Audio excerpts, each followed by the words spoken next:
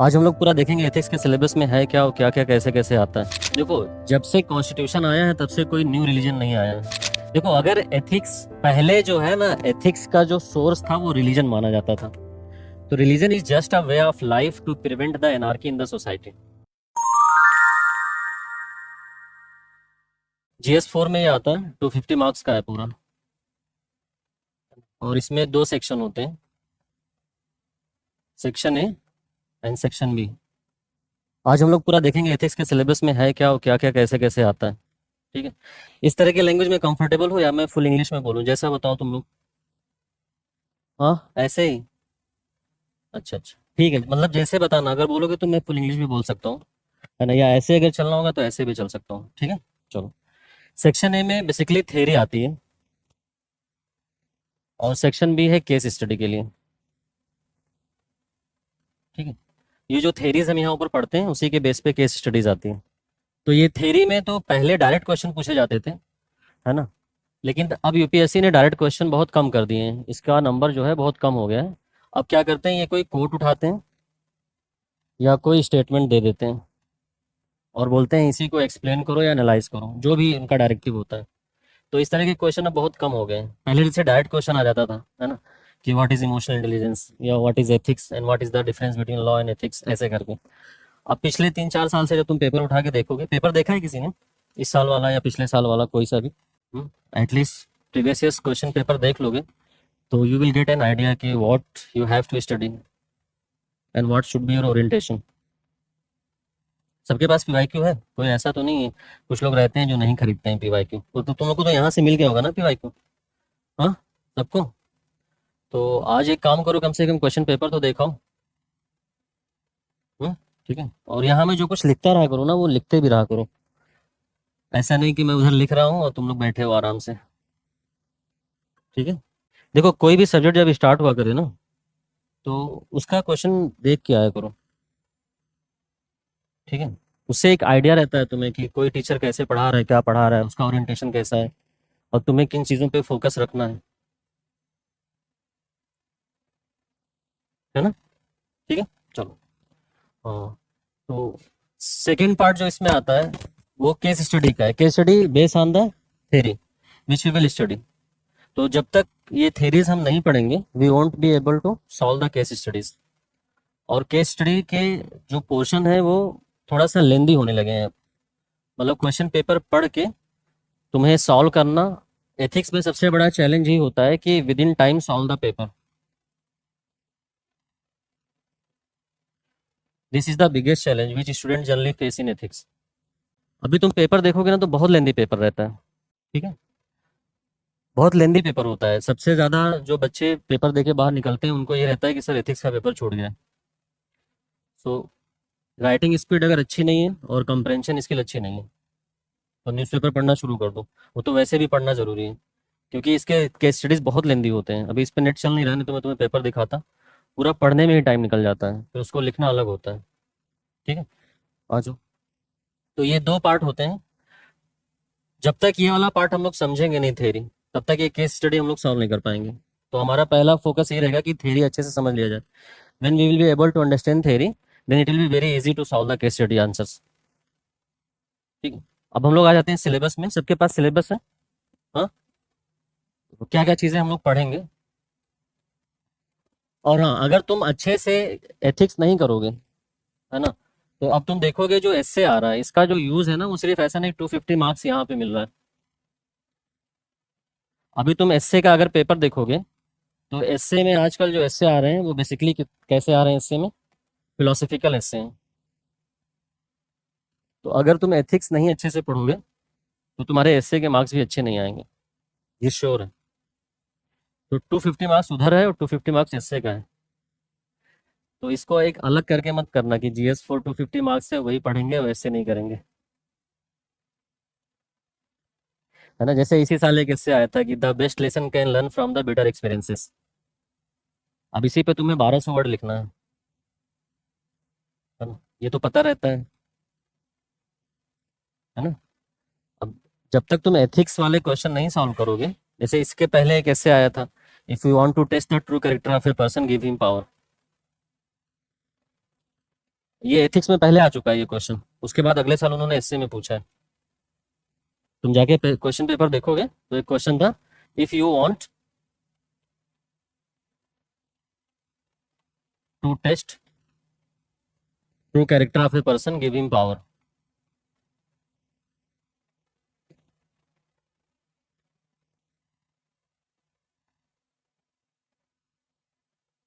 This question was asked by UPSC in GS paper 4, and the very next year they have asked this in the essay. तो ethics में जो आता है ना, वो अगले साल या उसके अगले साल एसए में कहीं ना कहीं एक क्वेश्चन रहता है उससे। और तुम इसीलिए मैं बोलता हूँ कि पेपर देखा करो, पेपर देखने से आइडिया हो जाता है कि कैसे क्वेश्चन पूछे जाएंगे। ठीक है, इसको कोई एक्सप्लेन करना चाहता है? Anybody in the class want to explain? If you want to test true character of a person give him power.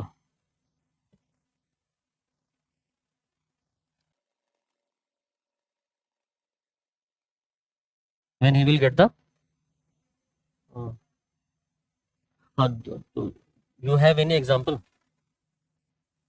A person has shown the true character या reveal the true personality after getting the power. हाँ, in bureaucracy. हाँ, he will show his true character in class once getting the position of class monitor. And anything else? Anyone? See, if you want, I can deliver all the lecture in monologue form, है ना? But I would prefer कि dialogue हो तो ज़्यादा better है। मतलब my mode of teaching is like having dialogue with the student. अगर तुम्हें monologue चाहिए, then I can also deliver like that. तो पार्टिसिपेट करो, डोंट वरी कि other people what will other people think. और अगर इतना सब कुछ आ रहा होता दिन यहाँ क्यों होते, है ना? फिर पढ़ने आए हो तो सिर्फ ये नहीं कि क्लासरूम टीचिंग मतलब लेक्चर ऐसे में दे रहा हूँ बस खत्म कर दो। हाँ बोलो बेटा, व्हाट्स योर नेम? बोलो। जनरल जयाउल हक, पाकिस्तान, चलो ठीक है, वेरी गुड। और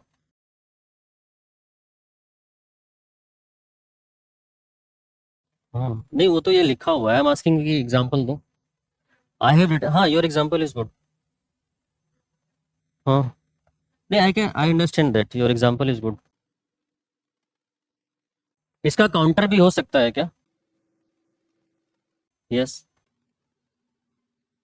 अच्छा चलो सिंपल कर देते हैं, we will make it's very simple, है ना? चलो, तुम लोग सिविल सर्विसेज में जाके करप्शन करोगे कि नहीं? हाँ, से यस और नो। हाँ, नो, है ना? देखो, मैं पिछले लगभग 2017 से मैं पढ़ा रहा हूँ, मेरे कई पढ़ाए हुए स्टूडेंट सेलेक्ट भी हैं, है ना? तो क्लास में सब यही बोलते हैं कि सर मैं करप्शन नहीं करूंगा। अगर एक सिंपल टर्म में दिल्ली वालों की भाषा में बोला जाए, है ना, इन टर्म्स ऑफ डेली पीपल, कि अभी तो औकात ही नहीं है ना करप्शन करने की, क्या कर लोगे बताओ? हाँ, तो you will simply say sir no, I won't. So this will not show your true character. Once you get selected, after that you are denying, कि no, I won't take corruption, I won't take bribe, I won't do corruption. Then that will show your true character ना। अभी क्या ही कर लोगे यार, करना नहीं चाहोगे भी तभी तो नहीं कर पाओगे। हाँ, और छोटे मोटे लेवल का करप्शन तो कर ही रहे होगे अभी भी। हाँ,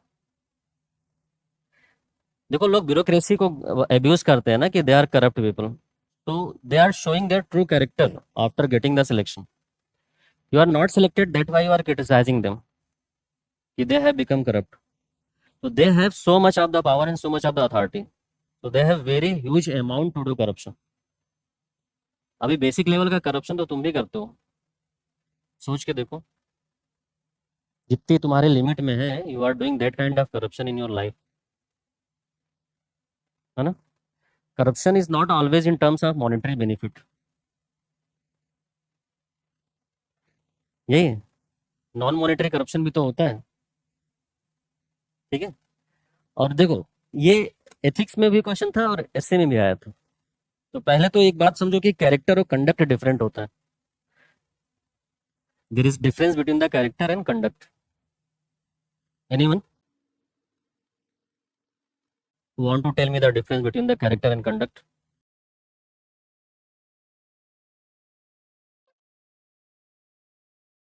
conduct is tangible? No,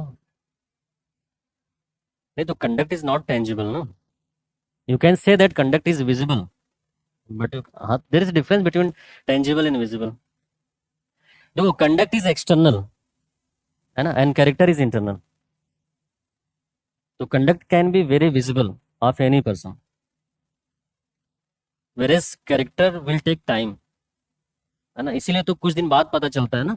then we से अच्छा दिखा रही हो तुमने अपना असली कैरेक्टर. फर्स्ट मीटिंग में कभी किसी से बोलते हो? नहीं, क्योंकि उसका कंडक्ट दिखता है, वो अपना कैरेक्टर नहीं रिवील करता शुरू में. कोई भी हो, इंक्लूडिंग मी आल्सो, है ना. Then after some time when you stay with that person, then you realize the true character of that person. वो भी अपने कंडक्ट से ही दिखाता है, लेकिन बाद में. तो शुरू में कंडक्ट अच्छा होता है, तो जब तक आप सिलेक्ट नहीं हुए आपका कंडक्ट अच्छा है. कैरेक्टर आपका पहले भी खराब था, है ना, बट वो कंडक्ट में विजिबल नहीं होता था. तो ऐसे तुम्हें ना सोचना समझना पड़ेगा. It will take some time. हाँ, those people who have very strong moral values, तो their conduct and their character remain same. For example Gandhi ji. There are two person, one is Hitler and one is Gandhi ji. Gandhi ji after getting power, है ना, he remain a person of very strong moral values. जो power के पहले उनका conduct और character था, the same power and the same conduct and character he carried even after getting the power, even after getting the mass support. But it was Hitler who shown his true character after getting power. तो उसका character पहले से ही नहीं सही था, but जब भी उसको पावर मिला तो उसने अपने कंडक्ट से उसको दिखाना शुरू कर दिया. इस तरह के क्वेश्चन तुम्हें एथिक्स में मिलते हैं, फिर एसए में भी आते हैं, है ना. तो थोड़ा सा एब्स्ट्रैक्ट है ना. It will take some time for you to realise, है ना, and to understand what is given in the question and how you have to respond या how you have to write. But for that first you have to understand the theory very properly, very clearly, without any kind of confusion. So अगर तुम्हें कुछ confusion हो, then you can ask इधर इन the class और outside the class, है ना, जैसा तुम्हें लगे पूछोगे. ठीक है. तो उसमें परेशान मत होना कि अभी तुम्हें इस तरह की एब्स्ट्रैक्ट थ्योरी पढ़ने की हो सकता है आदत ना रही हो पहले. होता है, क्योंकि हम लोग अभी ज़्यादातर स्कूल या कॉलेजेस से जो भी लोग आए होंगे, तो इस तरह के सब्जेक्ट शायद नहीं रहा होगा. अगर किसी का फिलोसफी सब्जेक्ट नहीं रहा होगा, ग्रेजुएशन में किसी का फिलोसफी या साइकोलॉजी है, क्या था, साइकोलॉजी था. और देखो, तो हो सकता है इसको समझ, क्योंकि हर एक वर्ड का ना इसमें अलग अलग मीनिंग होता है. तो पहले हम वो सारी चीज़ें क्लियर करेंगे. तो सबसे पहले सिलेबस है सब लोग का. हाँ, देखो सबसे पहले हम लोग आ जाते हैं एथिक्स क्या है. आज हम लोग सारा सिलेबस डिस्कस करेंगे, कल से वी विल स्टडी थॉरोली. तो मैं इधर जो कुछ भी लिखता रहूँ तुम उसी शॉर्ट फॉर्म में अपना लिखते रहो, या तुम्हें लगे कि कुछ और भी जो मैं बोल रहा हूँ लिखना है तो अभी लिखो. ठीक है. एक आइडिया लगना चाहिए कि हम लोग क्या पढ़ने जा रहे हैं अगले 20-25 दिन में या एक महीने में. ठीक है. हाँ, चलो. तो सबसे पहले हम लोग आते हैं एथिक्स क्या है. What is ethics.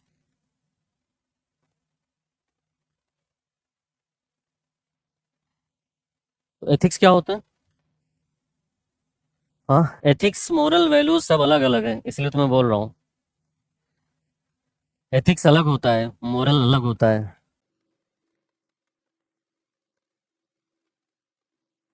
पहले यूनिट में यही दिया हुआ ना, एथिक्स, ह्यूमन वैल्यूज और मोरालिटी. देखो एथिक्स ये बेसिकली अगर देखा जाए ना, तो एथिक्स क्या होता है. Over a period of time the rule regulation, है ना, नॉर्म्स, ट्रेडिशन और culture followed by a society over a period of time which is considered इधर एज ट्रू और एज रॉन्ग. यहाँ एक टर्म है सोसाइटी, ये वर्ड याद रखना, बिना इसके तुम एथिक्स नहीं समझ पाओगे. बहुत माइन्यूट से डिफरेंस होते हैं, मैंने बोला ना कि एथिक्स क्या है. Ethics is the rule regulation norms tradition culture conduct followed by the society over a period of time which is considered as wrong or right by the society.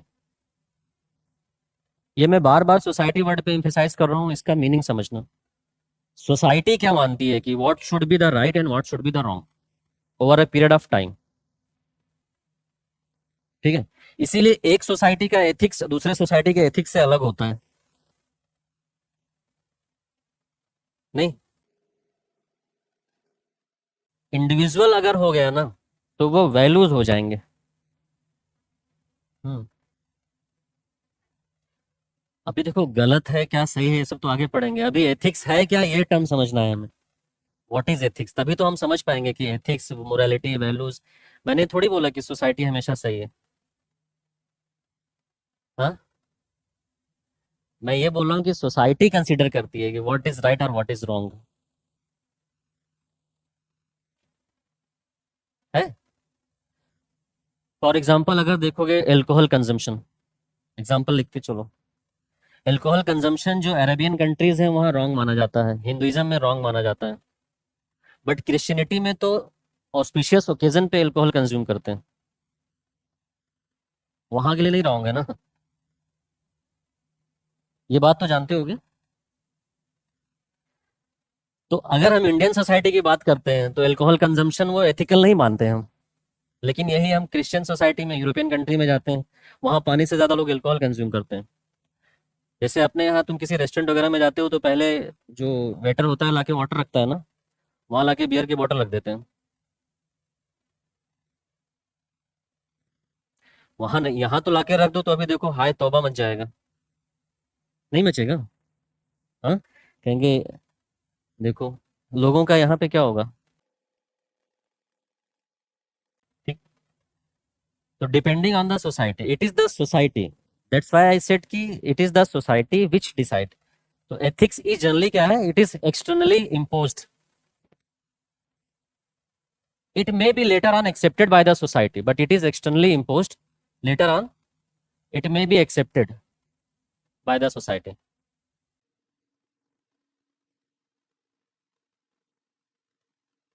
ठीक है। जैसे अरेबियन कंट्री में polygamy, वहां पे कोई problem नहीं है, वहां पॉलीगैमी एकदम पॉपुलर है। लेकिन इंडियन सोसाइटी में पॉलीगैमी पॉपुलर नहीं है, उसको रॉन्ग माना जाता है। तो अब इसलिए देखो सब जानना जरूरी है, इसलिए सही क्या है गलत क्या है वो ये डिपेंड करता है एथिक्स में या सोसाइटी में, कि वो सोसाइटी उसको क्या मानती है। और इन्हीं सब का जो हम स्टडी करते हैं ना, इसी को हम एथिक्स बोलते हैं। इसमें और भी कई सारी चीजें हैं जो आगे सिलेबस में भी आएंगे, है ना। फिर है एसेंस ऑफ एथिक्स। अभी हम लोग ये सब डिटेल में पढ़ेंगे कल से, है ना। Then determinant of ethics. Essence means कि व्हाई एथिक्स इज इंपॉर्टेंट। तो व्हाई एथिक्स इज इंपॉर्टेंट,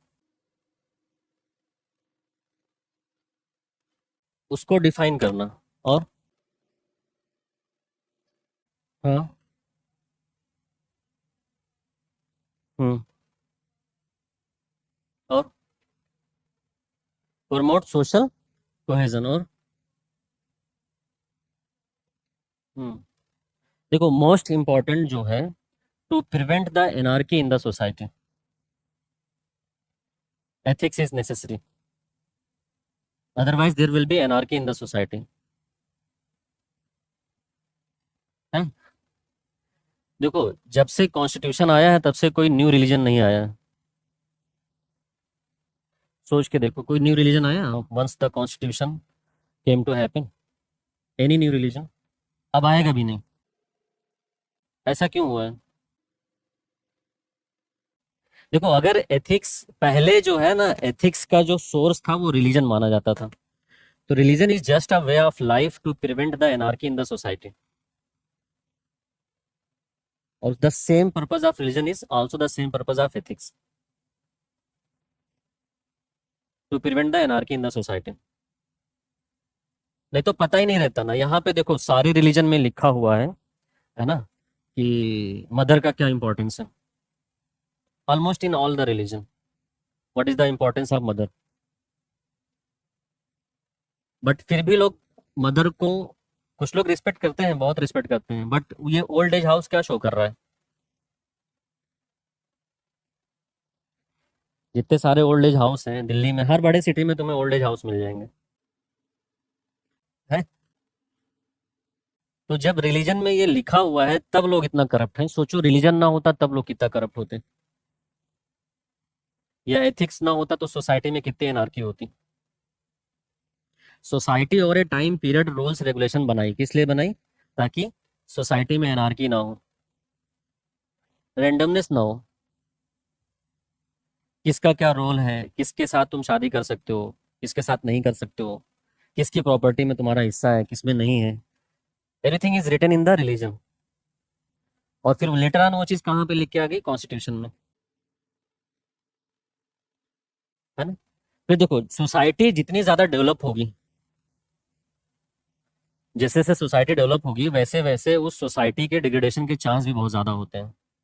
जैसे रोमन सिविलाइजेशन है, इजिप्शियन सिविलाइजेशन है, वो सिविलाइजेशन अब खत्म हो चुका है because of the corruption, because of the lack of ethics and morality in the society. लेकिन Indus valley civilisation is the oldest civilisation which is still surviving है।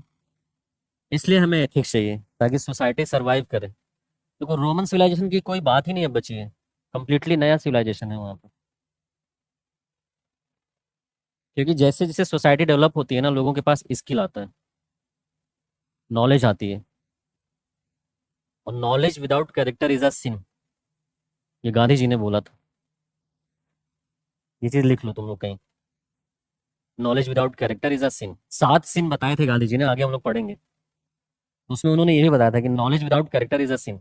तो जैसे जैसे सोसाइटी डेवलप होगी लोगों के पास नॉलेज होगा, स्किल होगी। अब उनके पास अगर एथिक्स या मोरालिटी नहीं है या वैल्यूज नहीं है तो वो उसका मिसयूज कर लेंगे, है ना। एग्जाम्पल तुम ढेर सारे जानते हो जो बता भी सकते हो। कोई बताना चाहेगा? एनीवन? ऑनलाइन वाले भी बताते रहा करो।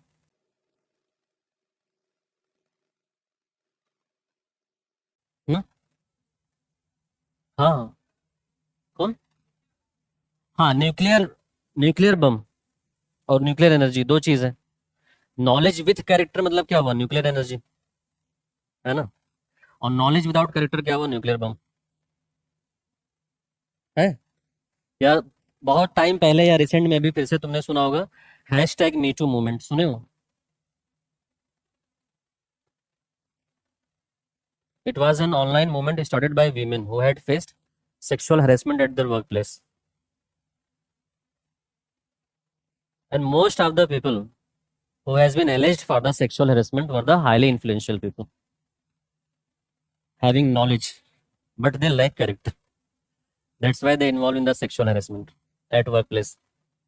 कई सारे इसमें एमपी, बड़े पॉलिटिशियंस, है ना, फिल्म मेकर, है ना, कई सारे एनजीओ के founder, they were involve in sexual harassment at work place, which shows that कि knowledge without character is a sin. That's why we need ethics, we need values and morality in the society to prevent the degradation of the society.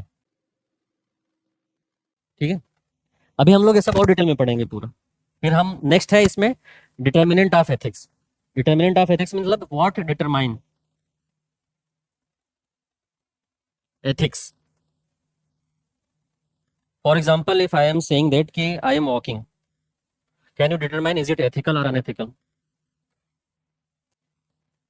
If I am simply saying that कि I am walking, can you determine is it ethical or unethical? Huh? Say yes or no. No. It means there should be some factors which will determine what is ethics and what is not ethics, what is ethical and what is not ethical. For example, I am saying that कि I am walking on footpath and I am saying I am walking on the middle of road. Now you can very easily determine which one is ethical and which one is unethical, isn't it? Huh? So which one is ethical? Walking on footpath is ethical and walking on middle of the road is unethical. Clear? है? For example, I am saying that कि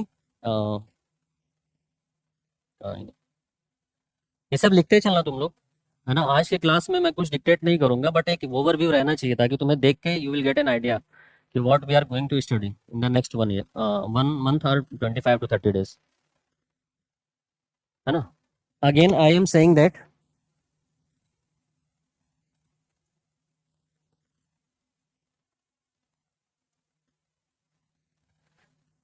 can you tell me is it ethical और unethical? Then that would be ethical, like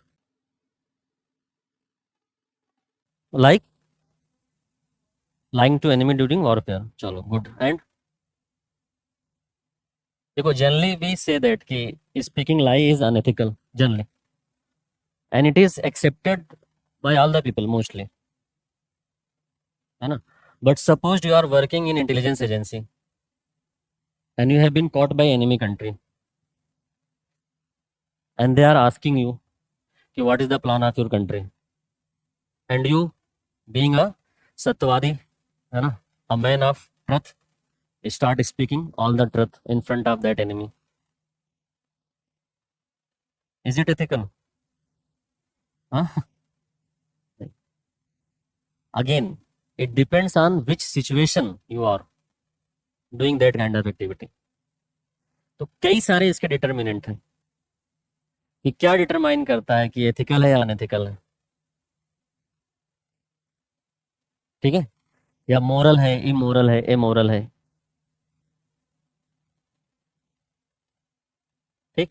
जैसे for example, another example, जैसे तुम मुझे पकड़ो और मार दो, ऐसा मत करना, ठीक है। और फिर मेरी आंखें निकाल के, आंखों का क्या डोनेट करते हैं, कॉर्निया, किसी 2 लोगों को ट्रांसप्लांट कर दो, मेरी किडनी 2 है, वो 2 लोगों में ट्रांसप्लांट हो जाएगी, है। मेरा लीवर है, उससे भी 2-3 लोगों का ट्रांसप्लांटेशन हो जाएगा। हम्म। तो कुल मिला के 5-6 लोगों की लाइफ सेव हो जाएगी, है कि नहीं? हाँ। तो फिर क्या किया जाए, मुझे मार दिया जाए? हाँ। इतने अच्छे बच्चे हो तुम लोग, कह रहे हो नो सर। एक दिन में कितनी अच्छी बॉन्डिंग हो गई ना। तो, हाँ हाँ, अगेन ये एक और इशू आ गया कि क्या मैं परमिशन देने को अलाउ हूँ कि मुझे मार दिया जाए, ये भी और एक इशू है। नहीं नहीं, वो भी हो सकता है, कंडीशन है उसकी भी, कि कब मैं कह सकता हूँ कि नहीं। मान लो मैंने विल लिख के दे दिया कि मैं ब्रेन डेड हो जाऊं तो दे देना, तो हो जाएगा, लेकिन अभी तो नहीं बोल सकता। तो वो एक और इशू हो गया कि मैं अलाउ करूं कि ना करूं, एथिकल है कि नहीं है।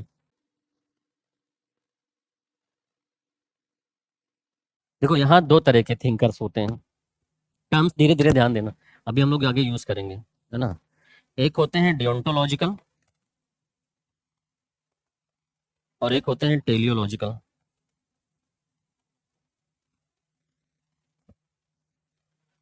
है ना। और एक टर्म होता है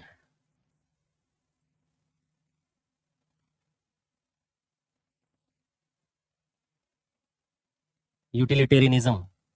ये सारे टर्म्स अभी हम लोग आगे पढ़ेंगे, बट मैंने बोला ना कि आज हम लोग ओवरव्यू ले लेते हैं कि क्या पढ़ना है। यूटिलिटेरिज्म क्या बोलता है, ये लिख लो एक लाइन में, है ना।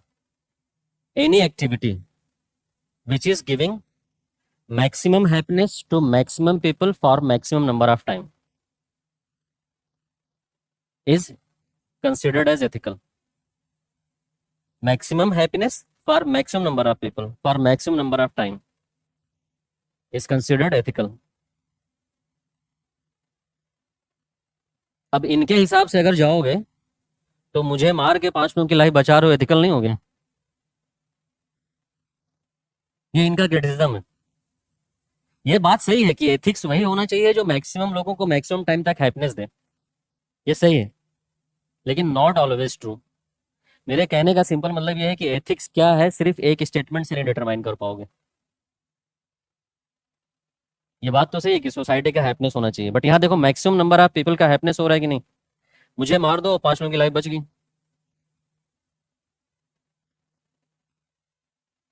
लेकिन ये चीज भी सही है यूटिलिटिज्म की, ऐसे एक्टिविटी को एथिकल माना जाता है जिससे मैक्सिमम नंबर ऑफ पीपल को मैक्सिमम हैप्पीनेस मिले, है ना। इसी में ऐसे आता है डियोंटोलॉजिकल, डियोंटो का मतलब होता है ड्यूटी। ये जो वर्ड डियोंटो है, इसको हम लोग बोलते हैं duty.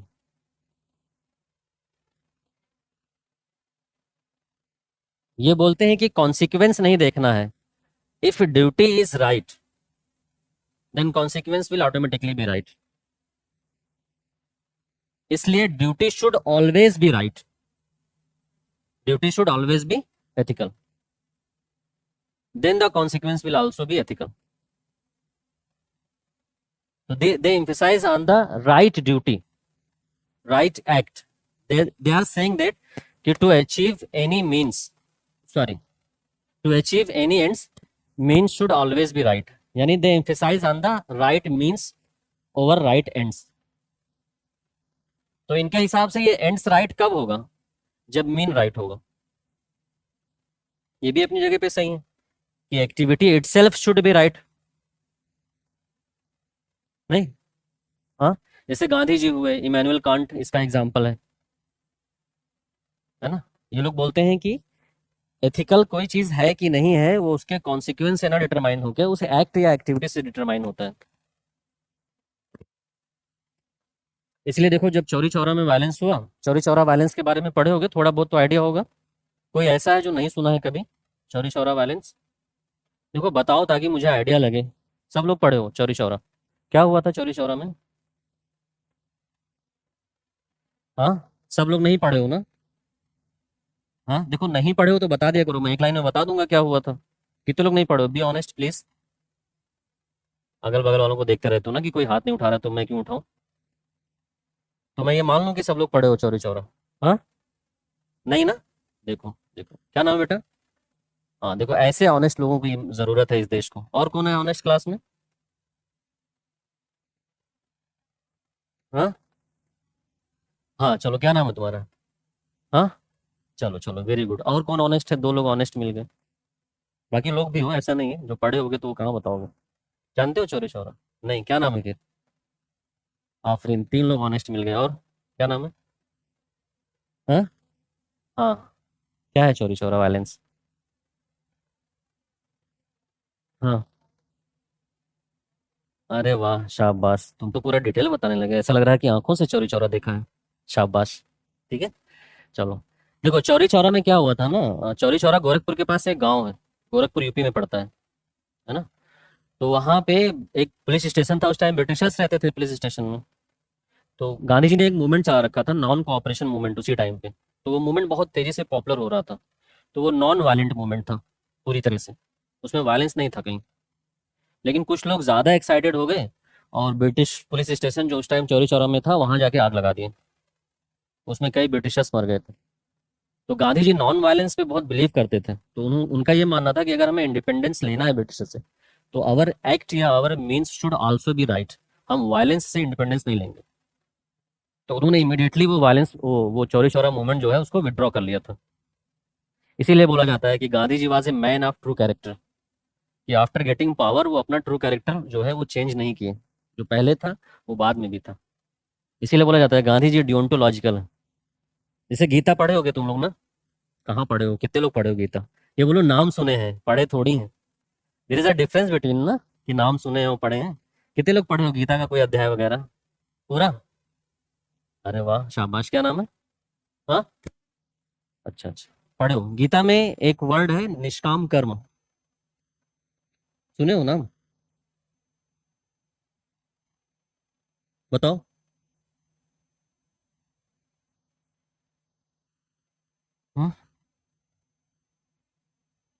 What is the meaning of निष्काम कर्म? सेल्फलेस। और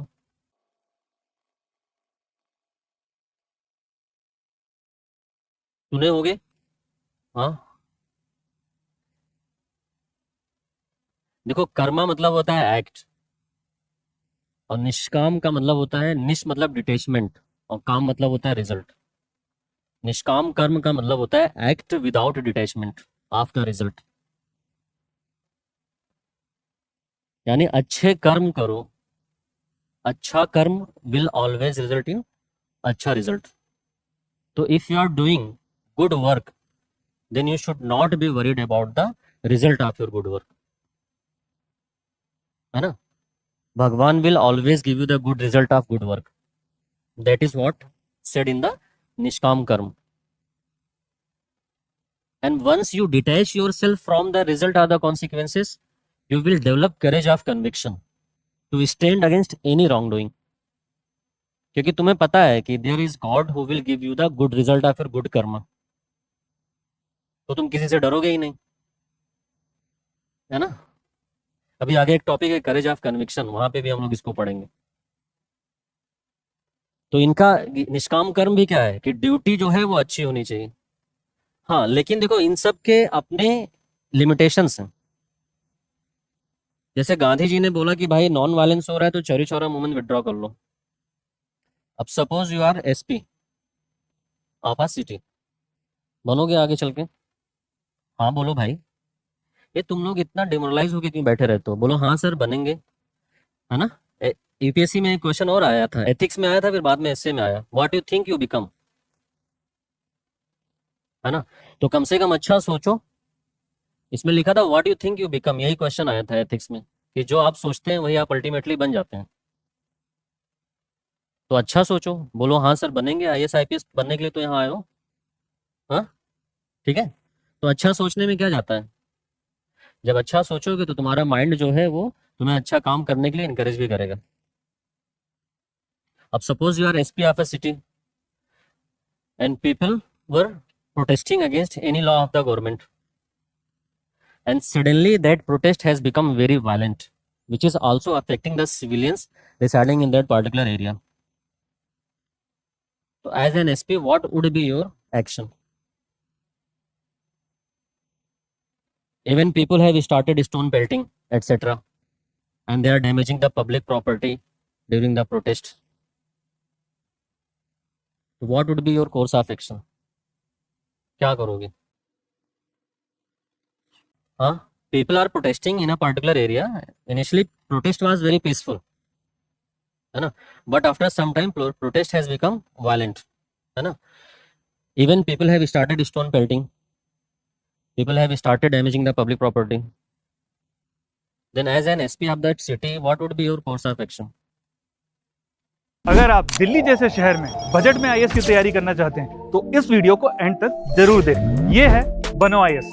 इसको रन करने वाले हैं UPSC qualified ex civil servant and Jamia RCA alumni. यहाँ की फैकल्टी को ना केवल यूपीएससी एग्जाम का एक्सपीरियंस है बल्कि पढ़ाने का भी सालों का एक्सपीरियंस है। ये एक्सपर्ट फैकल्टी हर टॉपिक को अच्छे से एक्सप्लेन करते हैं, उसके बाद हर टॉपिक को डिक्टेट करते हैं ताकि आपके पास अपने खुद के हैंड रिटन नोट्स हो। साथ ही क्लास में प्रीलिम्स और मेंस के प्रीवियस ईयर क्वेश्चन को सॉल्व किया जाता है और डिस्कस भी किया जाता है। यहाँ पे आपको सिविल सर्वेंट्स जैसे कि आईएएस, आईआरएस और एक्स सिविल सर्वेंट्स साथ के साथ जामिया आरसी के एलुमनाइज आपको पर्सनल मेंटरशिप देते हैं। डेली आंसर राइटिंग जो कि सारे टॉपर्स रिकमेंड करते हैं, इस पर यहाँ पे बहुत फोकस किया जाता है जो कि बाकी कोचिंग्स में नहीं होता है। इसके साथ ही आपको मिलती है प्रीलिम्स और मेंस की टेस्ट सीरीज जो आपको एग्जाम के लिए रेडी करती है। यहाँ के अगर हाईलाइट्स की बात करें तो स्मॉल बैच साइजेस जिसमें 60 स्टूडेंट्स होते हैं और जीएस कोर्स के साथ आपको एसए और सीसैट की क्लासेस भी होती है जिसके लिए आपको अलग से पे करने की जरूरत नहीं है। और ये लोकेटेड है सुखदेव विहार मेट्रो स्टेशन के बिल्कुल सामने। तो देर किस बात की,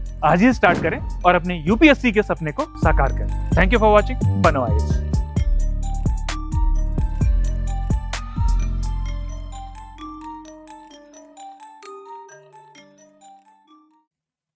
हाँ हाँ, उनके लीडर से बात करोगे और लोग पत्थरबाजी कर रहे हैं, आग लगा रहे हैं, तो कब तक बात करोगे? प्रोटेस्ट का लीडर ढूंढोगे तब तक तो पता नहीं कितना आग लग चुका होगा। हाँ, what would be your counter measure?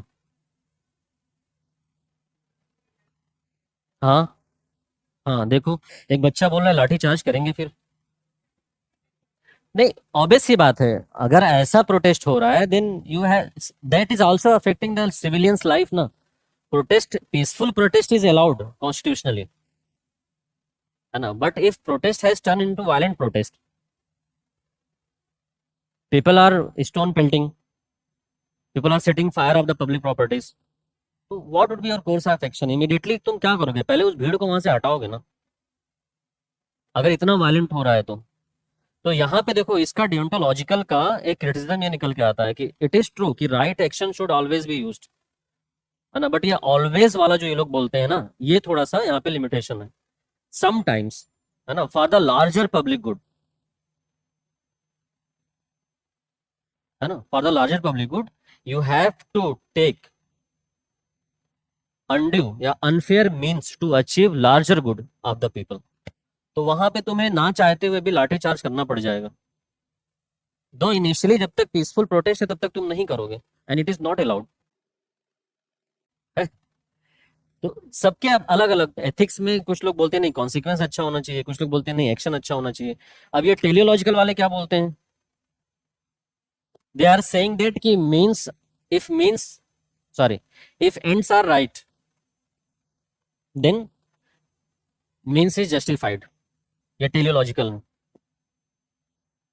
वो बोलते हैं कि अगर रिजल्ट अच्छा आ रहा है तो मीन्स इज जस्टिफाइड, मीन्स फिर अपने आप अच्छा है।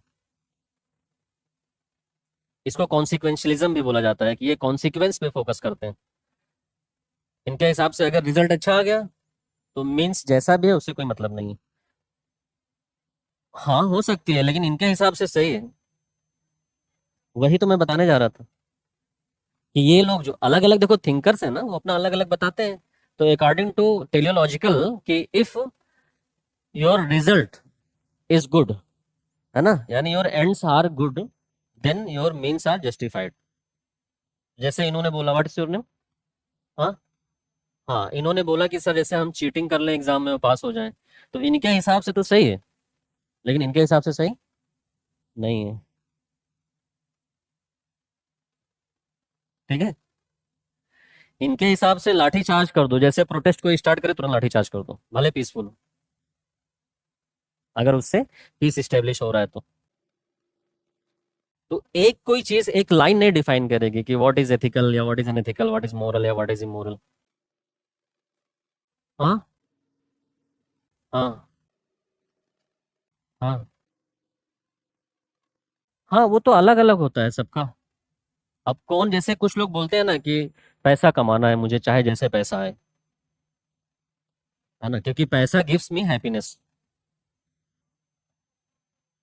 हाँ नहीं नहीं, ऐसा नहीं है, मीन्स तक पहुंचना मुश्किल वाली बात नहीं, वो डिपेंड करता है ना कि what kind of person you are. There are some people who never accept bribe through their administrative career. एक पर्सन थे, अभी रिसेंटली रिटायर हुआ, अशोक खेमका, है ना, 50+ ट्रांसफर हुआ, लेकिन दैट पर्सन हैव नेवर टूक एनी काइंड ऑफ ब्राइब। नाम सुने हो अशोक खेमका का, लिख लो साइड में कहीं। सोचो 30-35 साल के करियर में उनका 50+ ट्रांसफर हुआ है, मतलब एक एक जगह कहीं 6 महीने ज्यादा रुक ही नहीं पाते थे। तो उनका भी था, उनका यह था कि नहीं मुझे नहीं ब्राइब लेना है तो मुझे नहीं लेना है। ये डिपेंड करता है ना कि what kind of person you are. और अभी रिसेंटली एक 2021 बैच का आईएएस ऑफिसर था उड़ीसा में, है ना, कोई धीमन चिकमा करके ऐसे कुछ नाम है, न्यूज़पेपर में भी आया था, 10-15 दिन हुए। लिया था उसने करप्शन पिछले साल, 10 लाख लेते हुए वो लाइव पकड़ा गया था, ऐसा नहीं कि कोई एलिगेशन हो। 2021 बैच का आईएएस ऑफिसर था, बहुत पुराना भी नहीं। फिर उसके घर से 47 लाख कैश मिले थे। सोचो 4 साल में उसकी कितनी सैलरी थी कि 47 लाख कैश घर में आ गए। और अभी उड़ीसा गवर्नमेंट ने उसको फिर से रिइंस्टेट कर दिया है सर्विस में, 1 साल पहले वो सस्पेंड हुआ था। तो डिपेंड ऑन यू कि what kind of life you want, है ना, या कौन सा तुम फिलोसफी फॉलो करते हो। ठीक है, वो भी एथिक्स का पेपर पढ़ के गया था, अच्छा लिखा होगा आंसर, नहीं, बट उसने वो जो स्टेटमेंट पढ़ा, if you want to test the true character of a person give him power, तो उसको पावर मिलते ही उसने अपना ट्रू कैरेक्टर दिखा दिया बाय हिज कंडक्ट, है ना। जब तक पावर नहीं मिलता है ना, by your conduct you can hide your true character, once you get power you will show your true character. If you are a person who lack values और morality in your life. तो दोनों तरह के IAS officer मैंने बता दिए। Corruption वाला example लिखना होगा तो उसका लिख देना, ऑनेस्टी इंटीग्रिटी का लिखना होगा तो इनका लिख देना, दोनों का नाम लिख लो, है ना, ऐसे हैं। तो टेलियोलॉजिकल वाले ये बोलते हैं कि भाई रिजल्ट अच्छा आना चाहिए बस, ठीक है, फिर आता है इसमें मोरालिटी एंड वैल्यूज, है ना। अब देखो मोरालिटी क्या होता है। देखो जो एथिक्स पीछे था ना, उसमें एक सर्टेन पीरियड ऑफ टाइम के बाद पता चलता है कि there are something which are not right. जैसे for example sati once upon a time used to be an ethical conduct in India. Sati जानते हो ना, सब लोग जानते होंगे। तो उसको सोसाइटी पहले क्या मानती थी, एथिकल, है ना। उसमें कुछ लोगों को बुरा नहीं लगता था। चाइल्ड मैरिज भी सोसाइटी में प्रिवेलेंट था।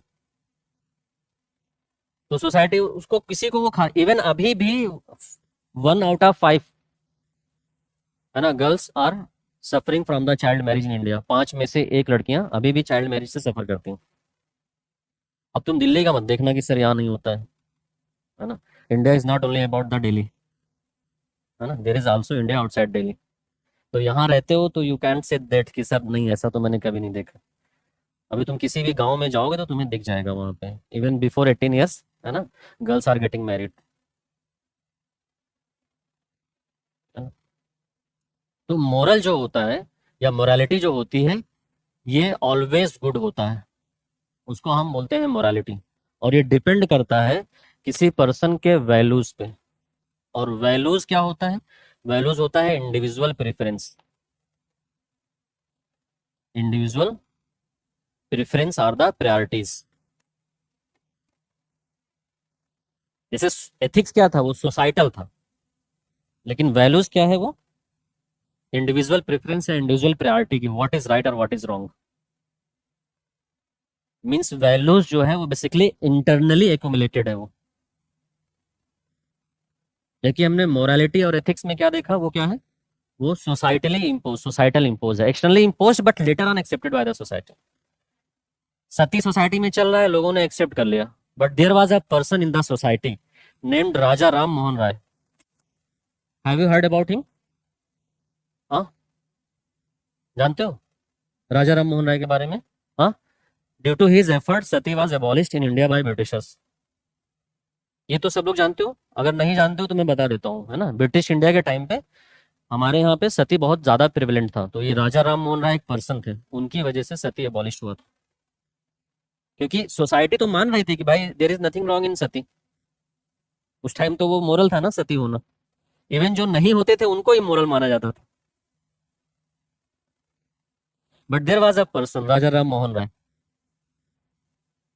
और इनका भी ऐसा नहीं कि इनको कुछ ऐसे ऊपर से कुछ ऐसा मतलब ज्ञान प्राप्त हुआ या भगवान ने अवतार लेके बोला, है ना। हिज सिस्टर इन लॉ, है ना, यानी इनकी भाभी जो थी उनका सती हुआ, देन उनके वैल्यू सिस्टम चेंज हो गए, तब उन्होंने सती को अपोज किया। तो उनका जो वैल्यू सिस्टम था वो इंडिविजुअल, सोसाइटी अभी भी वहां एक्सेप्ट कर रही थी कि नहीं भाई there is nothing wrong in the sati, but it was his internal values and priorities and preference, है ना, after the sati of his sister in law, then he started opposing the sati. तब उन्होंने सती को अपोज किया कि नहीं, ये sati is not a good. फिर उसके बाद हिस्ट्री में तुम लोग इसको डिटेल में भी पढ़ोगे, है ना। फिर विलियम बेंटिक था, उसको इन्होंने कन्विंस किया, है ना। फिर उसने क्या किया, लॉ बनाया कि सती शुड बी अबॉलिश्ड। ठीक है, ये सब अभी हम लोग डिटेल में पढ़ेंगे पूरा। नेक्स्ट जो हमारा आता है वो आता है ethics in public and private life. Next जो टॉपिक है हमारा, ethics in public and private life या पब्लिक एंड प्राइवेट रिलेशनशिप।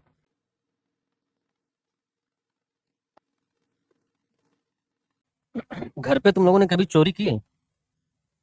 हाँ, be honest every one of you. हाँ, कुछ तो चुराए होगे, कुछ भी, मतलब पैसे, खाना, हाँ, मिठाइयाँ और खाने चुराए होगे, है ना। और इंडिया में तो घर में चोरी यूनिवर्सल है, नहीं, स्पेशली दोज वीमेन, या मतलब मैरिड अनमैरिड किसी का भी ले लो, है ना। हस्बैंड की जेब से पैसे चुराना वो उनका राइट है, बर्थ राइट है। और शादी के बाद ही वो बोलती हैं I shall have it, whether they are working और नॉट, दैट डजंट मैटर। होता होगा, मम्मी ने भी चुराए होंगे पापा की जेब से पैसे। नहीं, तुम्हें थोड़ी बताएंगे कि हमने पापा की जेब से पैसे चुराए। पहली बात तो वो चोरी ही नहीं है ना, एथिक्स के हिसाब से वो चोरी ही नहीं है, तो इसलिए उसको माना ही नहीं जाता कि वो चोरी है ना। या तुम लोगों ने घर में जो चुराए, खाने चुराए, पैसे चुराए पापा की पॉकेट से, है ना, सब लोग चोरी करते हैं। पैसे तो ना सही, लेकिन खाना जरूर चुराया होगा। खाना भी नहीं, नेवर। अरे कभी तो ऐसा होगा कि आइसक्रीम रखा होगा किसी के हिस्से का, तुमने मार दिया होगा। हाँ, अच्छा सिंगल चाइल्ड हो, बट मम्मा ने मना किया होगा ना कि ये रखा हुआ है गेस्ट के लिए, इसको हाथ मत लगाना। हाँ, या आज बहुत ज्यादा किंडर जॉय खा लिया, अब कल से नहीं लेना है, तो तुम फ्रिज से गए निकाल लिए। नहीं, ये एक्सेप्शन है। क्या नाम है तुम्हारा? हाँ, हाँ, शी इज एक्सेप्शन, तो इनको हम छोड़ देते, याद नहीं होगा उसको, चोरी किया होगा। देखो मेरे कहने का मतलब है, एथिक्स इन प्राइवेट लाइफ और पब्लिक लाइफ अलग होता है। यही सेम चीज तुम किसी रेस्टोरेंट में जाके नहीं चुरा सकते हो, वो पुलिस कंप्लेन कर देगा, है ना। लेकिन घर पे अगर मम्मा ने पकड़ा भी होगा तो कुछ नहीं बोला होगा, बहुत होगा डांट दिया होगा या एक आध हाथ मार दिया होगा। पिटे हो ना, हाँ, ठीक है, जरूरी भी है, नहीं तो फिर वही आदत बाहर चली जाएगी ना। बट वो कभी पुलिस कंप्लेन करने नहीं गई होंगी, है ना, कि मेरे भाई ने बहुत प्यार से मुझे ये दिया था कि पहन लेना, और मेरी बेटी ने चुरा लिए। नेवर, है ना। ऐसे एक टर्म होता है लॉयल्टी,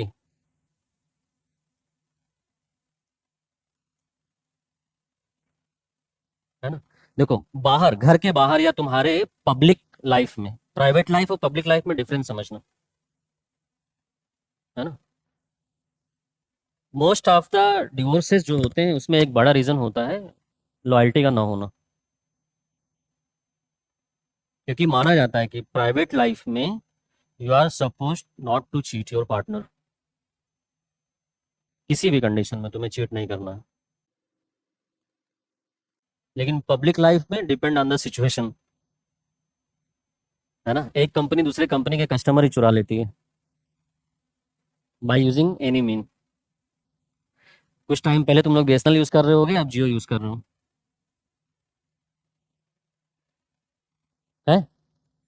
मोस्टली पब्लिक लाइफ और प्राइवेट लाइफ में जो एथिक्स होता है वो सेम होता है मोस्ट ऑफ द केसेस में। लेकिन तुमने देखा होगा कि पब्लिक लाइफ में for your wrong doing, sorry in private life for your own wrong doing, there would be someone would be suffering, है ना। जैसे मान लो फॉर एग्जांपल, तुम अगर छोटे रहोगे कभी कभी बोलोगे नहीं मैं ये नहीं खाऊंगी या नहीं खाऊंगा, तो मम्मी ने कहा होगा कि तुम नहीं खाओगे तो मैं भी नहीं खाऊंगी, जाओ। तब तुम्हारे अंदर का प्यार, बच्चे रहते हो तुम, है ना, 8 साल 10 साल ऐसे 12 साल, तब तुम्हें रियलाइज होता है कि मम्मा नहीं खा रही हैं तो तुम खाने लगते हो, है। अभी मैं बोलूँ कि तुम लोग खाना नहीं खाओगे तो मैं भी नहीं खाऊंगा, तो ना खाओ, हमें की फर्क पैंदा, मैनू की फर्क पैंदा, हाँ? तो खाओ चाहे ना खाओ, हाँ, मतलब मुझे मैं अभी जैसे मैं तुमसे बोल के जा रहा हूँ कि तुम लोग आज खाना नहीं खाओगे तो मैं भी नहीं खाऊंगा, तो कितने लोग छोड़ दोगे खाना। डिफरेंस समझ रहे हो ना। ये सब हम लोग डिटेल में भी पढ़ेंगे आगे, है ना। जैसे मान लो तुम लोग कोई रिलेशनशिप में रहे होगे या हो अभी या आगे रहोगे कभी, या नहीं हो तो जानते होगे, है ना, कि मेरे बाबू ने खाना खाया कि नहीं खाया। देयर आर फ्यू पीपल ना, कि अगर तुम नहीं खा रही हो तो मैं भी नहीं खाऊंगा, मुझे आज खाना अच्छा नहीं लग रहा, तो उधर से बाबू इज सेइंग दैट कि अगर तुम नहीं खाओगे तो मैं भी नहीं खाऊंगा, तो दोनों एक दूसरे से फोन पे ही खा लेते हैं। This would happen only in private life. तो पब्लिक लाइफ में किसी और के लिए अपने आप को नहीं पनिश करोगे ना, कि अच्छा इसने करप्शन किया है तो इसकी जगह पे मुझे सजा दे दो। लेकिन पब्लिक लाइफ में तुम कर सकते हो, तुम स्कूल में कुछ गलतियां करते हो, पेरेंट टीचर मीटिंग में पापा जाते हैं वो सॉरी बोलते हैं, हुआ होगा, नहीं हुआ ऐसा।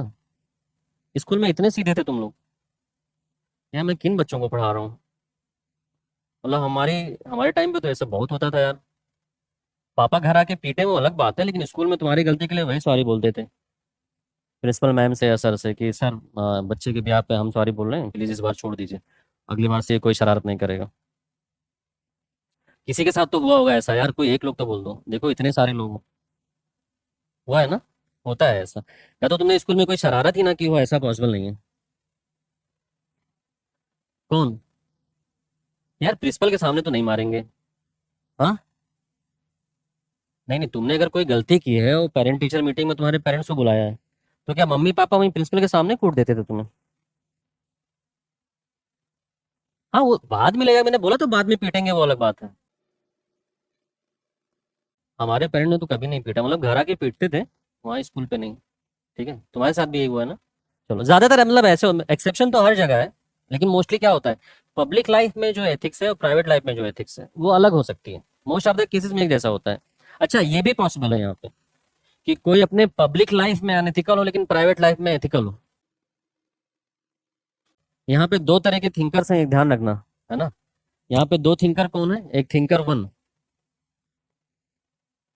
और दूसरे थिंकर टू। थिंकर वन क्या बोलते हैं कि there would be some person who are not ethical in their public life, but they will be ethical in their private life, या वाइस वर्सा। थिंकर टू क्या बोलते हैं, if any person is not ethical in any of his life, then automatically in second life he will not be ethical. अगर वो public life में ethical नहीं हो तो प्राइवेट में भी एथिकल नहीं होगा, और प्राइवेट में एथिकल नहीं हो तो पब्लिक में भी एथिकल नहीं होगा। दोनों तरह के थॉट्स हैं, दोनों तरह के एग्जाम्पल्स भी हैं। हो सकता है पब्लिक लाइफ में तुम बहुत करप्ट हो, खूब करप्शन करते हो, है ना, लेकिन प्राइवेट लाइफ में तुम बहुत लॉयल हो। होता है ऐसा, है। हो सकता है कि पब्लिक लाइफ में तुम एसपी हो और डोमेस्टिक वायलेंस का केस सॉल्व कर रहे हो, और प्राइवेट लाइफ में आके अपनी ही वाइफ को पीट रहे हो, ये भी होता है। कई केस हुए हैं ऐसे। पब्लिक लाइफ में तुम जजमेंट सुना रहे हो कि डोमेस्टिक वायलेंस नहीं होना चाहिए, और प्राइवेट लाइफ में तुम अपनी ही बहू को पीट रहे हो, जैसे अभी हुआ है एमपी वाले केस में। न्यूज़पेपर में पढ़ा हो ना तुम, दिल्ली की ही लड़की थी शायद, वो एमपी में शादी हुई थी, उसकी मदर इन लॉ क्या थी, वो जज थी, उन्होंने कई जजमेंट सुनाया होगा। एग्जाम्पल्स लिखते चला करो, इसी से तुम्हें मार्क्स मिलते हैं। और in in her private life she was beating her own daughter in law, और पब्लिक लाइफ में उसने कई जजमेंट सुनाए होंगे अगेंस्ट डोमेस्टिक वायलेंस। दोनों तरह के लोग मिलेंगे तुम्हें, कि पब्लिक लाइफ में अलग होगा उनका एथिक्स और प्राइवेट लाइफ में अलग। हाँ, लेकिन बहुत सारे लोग ऐसे होते हैं जिनका सेम होता है, जैसे वो पब्लिक लाइफ में है वैसे प्राइवेट लाइफ में। जैसे तुमने नाम सुना होगा बिल क्लिंटन, सुने हो सब लोग बिल क्लिंटन का नाम? नहीं? अरे बिल क्लिंटन यूएस के प्रेसिडेंट थे, लिख लो साइड में कहीं पे, नहीं जानते हो तो। और नहीं जानते हो तो बता दिया करो, कोई उसमें बुराई थोड़ी है। ना जानना is not a bad thing, है ना। Not accepting that you don't know and you don't want to try to learn is bad thing, है ना। तो नहीं जानते हो तो पूछ लिया करो, सर ये बिल क्लिंटन कौन है, हम बता देंगे क्लास में बिल क्लिंटन कौन है। अगल बगल वाले के चक्कर में मत बैठा करो कि ये नहीं पूछ रहा है, नहीं पूछ रही तो हम क्यों पूछें। तो बिल क्लिंटन जो है अपने पब्लिक लाइफ में तो बहुत एथिकल थे, मतलब यूएसए को उन्होंने ग्रेटेस्ट कंट्री बनाया है, सुपर पावर बनाया है, कोई करप्शन का चार्ज नहीं है। लेकिन प्राइवेट लाइफ में उनकी सेक्रेटरी थी, मोनिका लेविंस्की नाम था, उसके साथ अफेयर था प्राइवेट लाइफ में, है ना।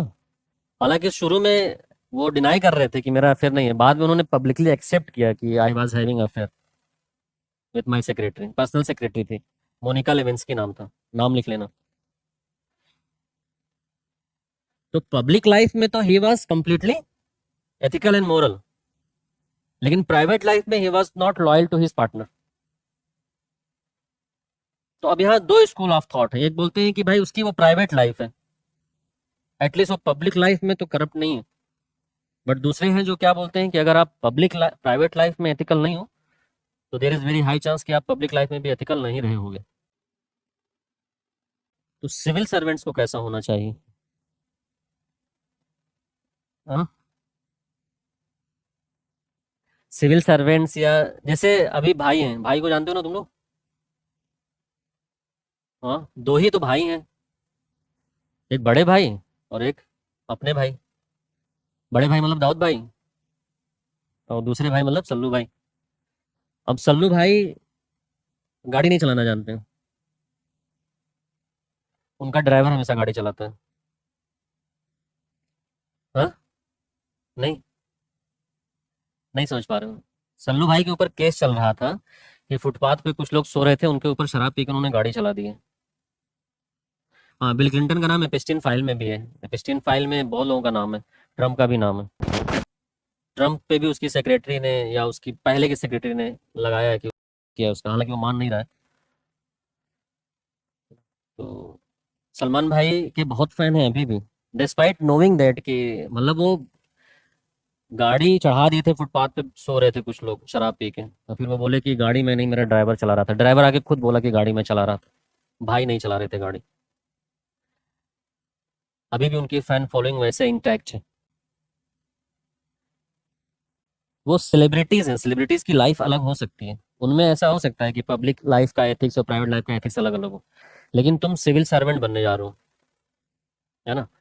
तुम्हें बहुत सारे लोग देखते हैं और तुम बहुत सारे लोगों के लिए एग्जाम्पल सेट करते हो, डेली लाइफ में तुम इंटरेक्ट करते हो, वो तो कभी कभी किसी की लाइफ में इंटरेक्ट करते हैं ना। तुम तो थ्रू आउट द डे किसी ना किसी से इंटरेक्ट कर रहे होगे। इसलिए ऐसा कहा जाता है कि जो एथिक्स है वो प्राइवेट लाइफ और पब्लिक लाइफ में सेम होनी चाहिए सिविल सर्वेंट्स के लिए। बाकी इसमें भी और चीज़ें हम लोग डिटेल में आगे देखेंगे, है ना? फिर आता है कि हम लोग एथिक्स या वैल्यूज जो है या मोरालिटीज, क्या इसको हम लर्न कर सकते हैं या ये सब बाई बर्थ होता है? कुछ बाई बर्थ भी होता है और कुछ हम लर्न भी कर सकते हैं। हाँ, अच्छे भी बन सकते हैं, अच्छे से बुरे भी बन सकते हैं, है ना? बाई बर्थ भी कुछ लोगों में हो सकता है होता हो। अब वो भी एक डिपेंड किया कि वो किस एनवायरनमेंट में पले बड़े, है ना? लेकिन कुछ लोग उस एनवायरनमेंट को भी चेंज कर देते हैं, जैसे राजा राम मोहन राय, वो तो अलग एनवायरनमेंट में पले बड़े ना। या जितने भी सोशल रिफॉर्मर्स होते हैं वो मोस्टली अलग एनवायरनमेंट में रहते हैं, और जो वो काम करते हैं वो अलग एनवायरनमेंट का होता है। तो हो सकता है कुछ लोगों में बाई बर्थ हो, लेकिन मोस्ट ऑफ द पीपल वो क्या करते हैं, ये सब लर्न करते हैं। लर्न करने के कई सारे सोर्स भी हैं, जैसे सबसे बड़ा सोर्स क्या है, तुम्हारा फैमिली है। फैमिली में तुम्हारे मदर, फादर, है ना, या तुम्हारे ग्रैंड पेरेंट, इनसे हम लोग सीखते हैं ना, मदर फादर या ग्रैंड पेरेंट से। फिर तुम्हारे टीचर हुए, या तुम्हारा स्कूल हुआ, या तुम्हारा वर्क प्लेस हुआ, या तुम लाइफ में कुछ ग्रेट पीपल से इंस्पायर हो, उनसे भी सीख सकते हो, है ना? कई सारे सोर्स हैं, हो सकता है तुम जिस ज्योग्राफी में हो उस ज्योग्राफी की वजह से तुम्हारा एथिकल कंडक्ट अलग हो, अलग अलग ज्योग्राफी से अलग अलग होता है ना? हो सकता है तुम कॉस्ट बेनिफिट देखते हो, अगर तुम्हारा कॉस्ट और बेनिफिट में कॉस्ट ज़्यादा है बेनिफिट कम है तो वो कंडक्ट तुम छोड़ सकते हो। बेनिफिट ज़्यादा है, कॉस्ट कम लग रहा है तो वो कंडक्ट अडॉप्ट कर लोगे, है ना? या तुम्हारा हो सकता है कोई तुम्हारा रोल मॉडल हो, तुम उससे सीखते हो।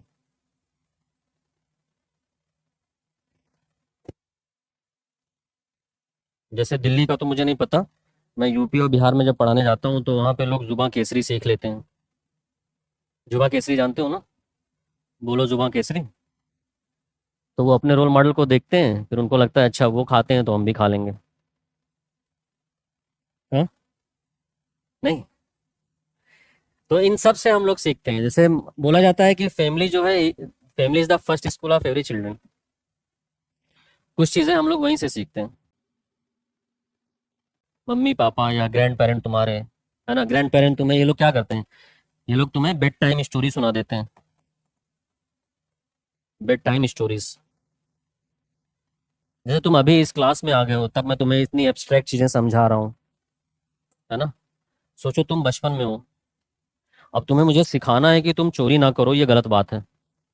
अब इमेजिन 5-6 ईयर का कोई बच्चा है and you are giving him the lecture, है ना, कि do not steal, it is very bad thing, you will face bad consequences for this and that, there are laws which will punish you. तो जो 6 साल के बच्चे के सामने तुम चिल्ला रहे हो ऐसे, क्या समझ जाएगा वो? हाँ, इसलिए उसको एथिक्स सुनाने के लिए, है ना, समझाने के लिए क्या किया गया, बेड टाइम स्टोरीज का इन्वेंशन किया गया, झूठी कहानियां, है ना। जैसे हर किसी के पापा जो है अपने टाइम पे बहुत बहुत बहादुर हुआ करते थे, शेर से लड़ जाते थे। बचपन में वो एक आध कहानी ऐसी सुनाते हैं, वो तुम्हें ये बताना चाहते हैं कि बेटा तुम डरो नहीं। अब वो ये चीज़ समझाएं कैसे, तो वो कोई कहानी बताते हैं कि ऐसे ऐसे हुआ था तो मैंने ऐसे ऐसे किया, या किसी और की कहानी ले लेते हैं, है ना। अब तो आजकल के जो बच्चे हैं वो तो इंग्लिश वाली स्टोरी सुनते हैं। हम लोग के टाइम पे तो वही चलता था, अली बाबा 40 चोर वाला, है ना, या हातिम ताई वाला, ठीक है, यही सब सुनाते रहते थे वो, कि ऐसे ऐसे हुआ, ऐसे हुआ तो फिर ऐसे हुआ, फिर लास्ट में बताते थे कि बेटा ऐसे करोगे तो तुम्हारे साथ भी ऐसा होगा, है। या कोई रिलीजियस कैरेक्टर के बारे में तुम्हें बनाते बताते रहते हैं, है ना, कि भगवान श्री कृष्ण थे तो ऐसे हुआ, फिर ऐसे हुआ, तो ऐसे करके फिर तुम्हें बताएंगे। वो तो अब मैं तुम्हें समझा रहा हूँ कि ये थ्योरी है, ऐसा है, लेकिन बच्चों को कैसे समझाओगे, है ना। या हो सकता है तुम टीचर या स्कूल से, फिर जब तुम जाते हो स्कूल में, है ना, तो फिर स्कूल में सिखाया जाता है कि अपना टिफिन शेयर कर लो। अच्छा, ये बच्चा बुक भूल गया है तो तुम दिखा दो उसको। ऐसा तो हुआ होगा ना, कि इसमें भी कोई एक्सेप्शन है? जैसे सब चीज़ में तुम एक्सेप्शन बता रहे थे, इसमें तो नहीं है ना। हाँ, या होमवर्क में इसकी हेल्प कर दो, नहीं कर पा रहा है, यहाँ से कौन सा एथिकल वैल्यू हमारे अंदर आता है? शेयरिंग एंड केयरिंग, है। फिर ऐसे कुछ ग्रेट वर्क प्लेस पे जो लोग जाते हैं, काम करते हैं, वहां से भी सीखते हैं। कुछ ग्रेट पीपल हैं, उनकी लाइफ से भी सीखते हैं। जैसे महात्मा गांधी हो गए, भीमराव अम्बेडकर हो गए, है ना, जवाहरलाल नेहरू हो गए, स्वामी विवेकानंद हो गए, इनकी लाइफ की बहुत सारी स्टोरीज हैं, वहां से भी हम सीखते हैं, है ना। जैसे you must have heard about the story of Gandhi ji, है ना, कि once upon a time there was a lady who came with her kid to the Gandhi ji, है ना, and asked Gandhi ji to persuade her kid not to eat sweet thing.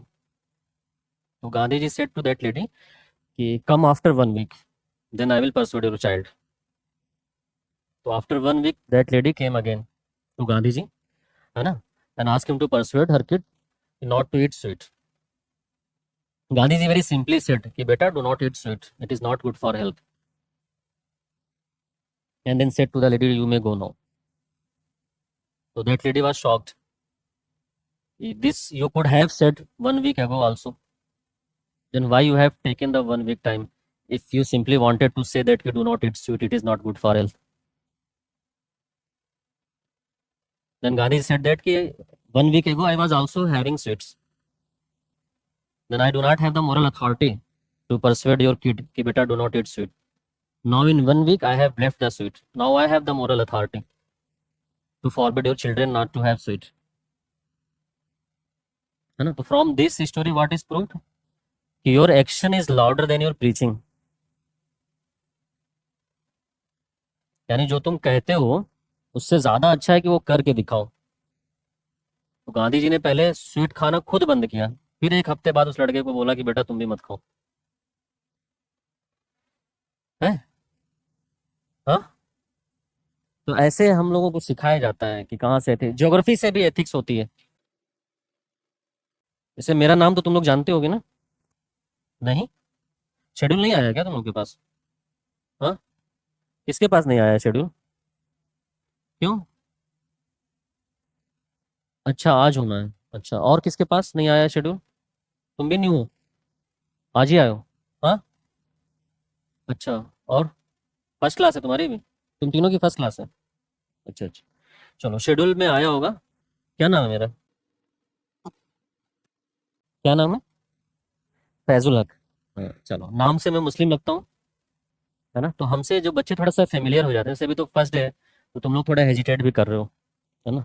अभी एक time आएगा तुम लोग हेजिटेट नहीं करोगे। तो हमसे कुछ बच्चे आके पूछते हैं कि सर आप लोगों में दफनाते क्यों हैं, वाई यू ब्री, जलाते क्यों नहीं, है ना। हम लोग जब बॉडी डेड हो जाती है तो उसको दफना देते हैं, ब्री कर देते हैं ना, लेकिन हिंदुइज्म में क्या है, उसको जला देते हैं, है ना। या हमसे पूछते हैं कि सर आप नॉन वेज क्यों खाते हो, वेज क्यों नहीं खाते हो। तो इन सब का आंसर कहाँ पे है, ज्योग्राफी में नहीं। तुम इमेजिन करो कि इस्लाम जो रिलीजन है वो कहाँ से निकला है, डेजर्ट से। वहाँ या तो खजूर का पेड़ होता है या तो कैक्टस होता है, दो ही पेड़ होते हैं। अब कोई डेड बॉडी है तो उसको तुम क्या करोगे भाई, कैक्टस पे तो लिटाओगे नहीं। हाँ, क्या करोगे बताओ। हाँ, कि कैक्टस पे लिटाओगे मुर्दे को, कांटों पे। कैक्टस मतलब जानते हो ना, कांटे होते हैं बड़े बड़े। खजूर के पेड़ में इतनी लकड़ी होती नहीं कि तुम जला सको, तो क्या करोगे बताओ। हाँ, अब जब रिलीजन ही वहीं से निकला है तो रिलीजियस प्रैक्टिसेस कैसे होंगे, ज्योग्राफी के हिसाब से। और वहाँ डेजर्ट था तो डिगिंग भी इजी है। अब इंडिया में तुम आ जाओ, सोचो जब इंडिया में हिंदुइज्म इमर्ज हो रहा होगा तो नदियां अपना कोर्स चेंज कर रही होंगी, रिवर आज भी चेंज करती हैं, तो उस टाइम तो और ज़्यादा चेंज की होंगी। और यहाँ पे रेनफॉल अच्छा है तो वेजिटेशन भी अच्छा है, पेड़ पौधे ढेर सारे मिल जाते हैं तुम्हें, नहीं। चाहे साउथ इंडिया हो चाहे नॉर्थ इंडिया हो, एक्सेप्ट वो राजस्थान वाला पार्ट छोड़ दो, तो हर जगह तुम्हें ग्रीनरी मिल जाएगी, पेड़ मिल जाएंगे। तो यहाँ तुम जला सकते हो तो यहाँ जलाया जाता है। तो उनका एथिक्स कहाँ से आया, इस ज्योग्राफी की वजह से उनके यहाँ एथिकल क्या है कि अगर कोई डेड बॉडी है तो उसको दफना दिया जाए। हिंदुइज्म में एथिक्स क्या हो गया कि डेड बॉडी है तो उसको जला दिया जाए। तो ये किस पे डिपेंड हुआ, ज्योग्राफी पे, है ना। इसलिए देखो सारे रिलीजन में क्या है कि सुबह उठना बोला जाता है, कोई भी रिलीजन है बताओ, कोई ऐसा रिलीजन बताओ जिसमें ना लिखा हो कि सुबह जल्दी उठो, सब में है। जैसे हिंदुइज्म में सूर्य नमस्कार, अब सूर्य नमस्कार दोपहर में 12 बजे तो किया नहीं जाता है, कब किया जाता है।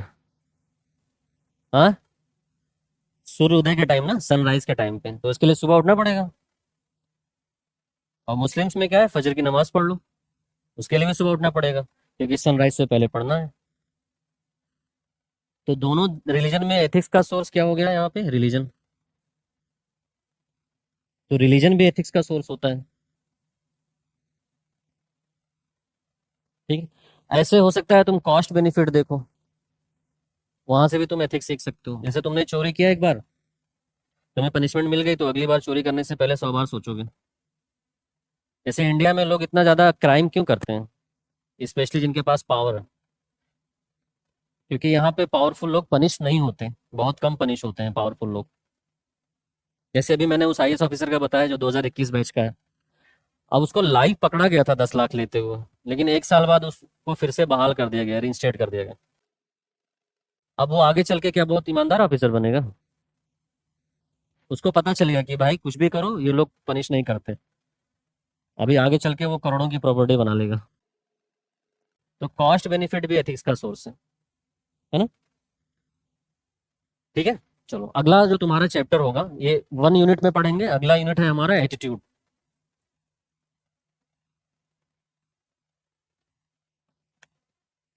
सेकेंड यूनिट है तुम्हारा, वो क्या है, वो है एटीट्यूड, है ना। अब एटीट्यूड में कई सारी चीजें हैं। सबसे पहले तो व्हाट इज एटीट्यूड,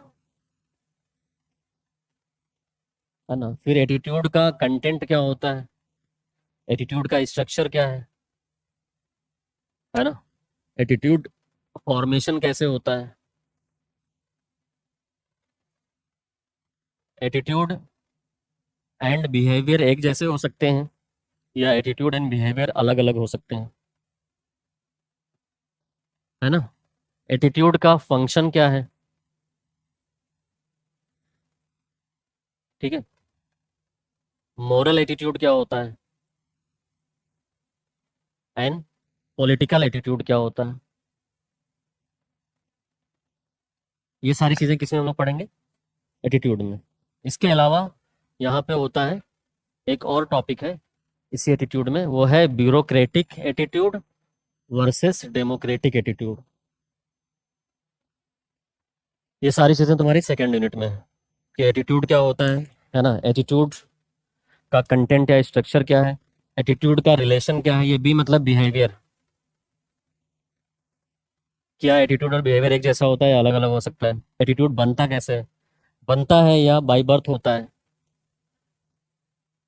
या कैसे इन्फ्लुएंस होता है ना, एटीट्यूड के फंक्शन क्या है, ये सब तुम्हारा सेकेंड यूनिट में है।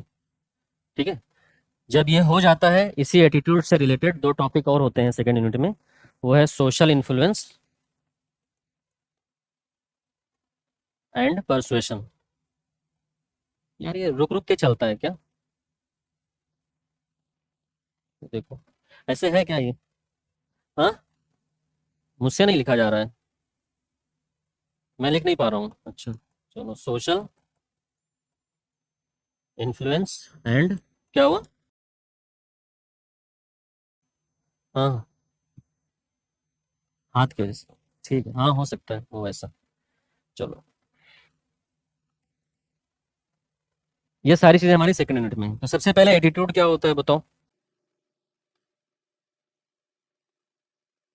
मोरल और पॉलिटिकल, देखो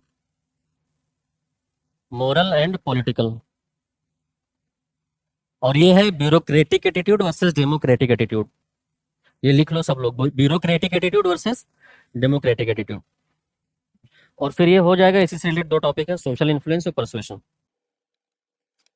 क्या होता है एटीट्यूड,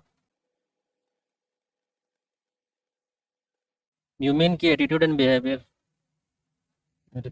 हाँ और कोई बताओ, व्हाट इज एटीट्यूड,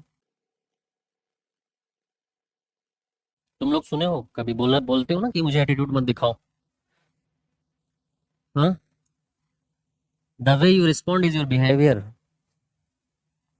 मैंने बोला ना there is minute difference in the terms which you use in ethics, generally भी डिफरेंस है, बट लेमन टर्म में हम लोग इंटरचेंज करके यूज कर लेते हैं, बट यहाँ पे जब तुम आओगे तो सब वर्ड्स में डिफरेंस, एक ही सिमिलर साउंड करेगा तुम्हें मीनिंग, बट डिफरेंट होता है। हाँ बोलो, बिहेवियर और एटीट्यूड अलग अलग है बेटा, इसलिए तो इसमें एक टॉपिक दिया हुआ है कि attitude relation with the behaviour, मतलब एटीट्यूड अलग है बिहेवियर अलग है, टॉपिक इसी में दिया है सिलेबस में। चलो एटीट्यूड क्या होता है सिंपली मैं बता देता हूँ, attitude is your mind set, है ना, एटीट्यूड क्या है, your mind set towards any object, any subject, any event, any place, है ना, your mind set, that is attitude towards any object, any subject, any place, any event, any activity, that is attitude, and that is internal, है ना, and when you express that, that become your behaviour, समझ पाए, जैसे अभी मेरा attitude क्या है women को लेके, तुम जान नहीं पाओगे ना अभी, है ना, लेकिन जब कुछ देर मुझसे बात करोगे तो मेरे बिहेवियर को देख के तुम्हें पता चल जाएगा मेरा एटीट्यूड क्या है वीमेन को लेके, है, अभी मेरे दिमाग में क्या चल रहा है इस गवर्नमेंट को लेके तुम जानते हो, नहीं, है ना, अभी स्विट्जरलैंड कैसी कंट्री है तुम जान पाए हो मैं क्या सोच रहा हूँ उसके बारे में, हाँ, लेकिन कुछ दिन बाद तुम लोग जान जाओगे कि मुझे बहुत पसंद है, तो एटीट्यूड तुम्हारा इंटरनल होता है और जो बिहेवियर तुम शो करते हो एक्सटर्नल, है ना। अब इसका जो ये अगला ना कि पॉजिटिव या निगेटिव, ये दोनों हो सकता है, जैसे पॉजिटिव में हो सकता है लव एंड निगेटिव में हो सकता है हेट्रेड, है ना, जैसे बोलते हैं ना आई लव यू या आई हेट यू, तो जब लव यू बोलते हैं तो वो बिहेवियर क्या हो गया उस टाइम, तुम्हारा माइंडसेट या एटीट्यूड क्या होगा, पॉजिटिव रहा होगा, तो शो कैसे हो रहा है आई लव यू बोल के, और जब बिहेवियर तुम्हारा माइंडसेट निगेटिव हो गया या एटीट्यूड निगेटिव हो गया तो वो कैसे एक्सप्रेस हो रहा है आई हेट यू बोल के, है ना, जैसे तुम लोग के घर में किसी घर में पेट होंगे, है किसी घर में,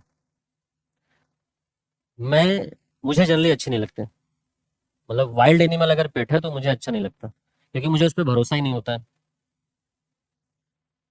है ना, तो मैं जनरली ऐसे कोई मुझे अगर अपने घर पे बुलाता है तो मैं पूछता हूँ कि पेट है तुम्हारे घर में, बोलते हैं हाँ, तो मैं कोई ना कोई एक्सक्यूज मार देता हूँ, क्योंकि मुझे बहुत डर लगता है, वाइल्ड एनिमल पे मैं भरोसा नहीं कर पाता कि कब वो अपना ट्रू कैरेक्टर शो कर दें, पता नहीं है।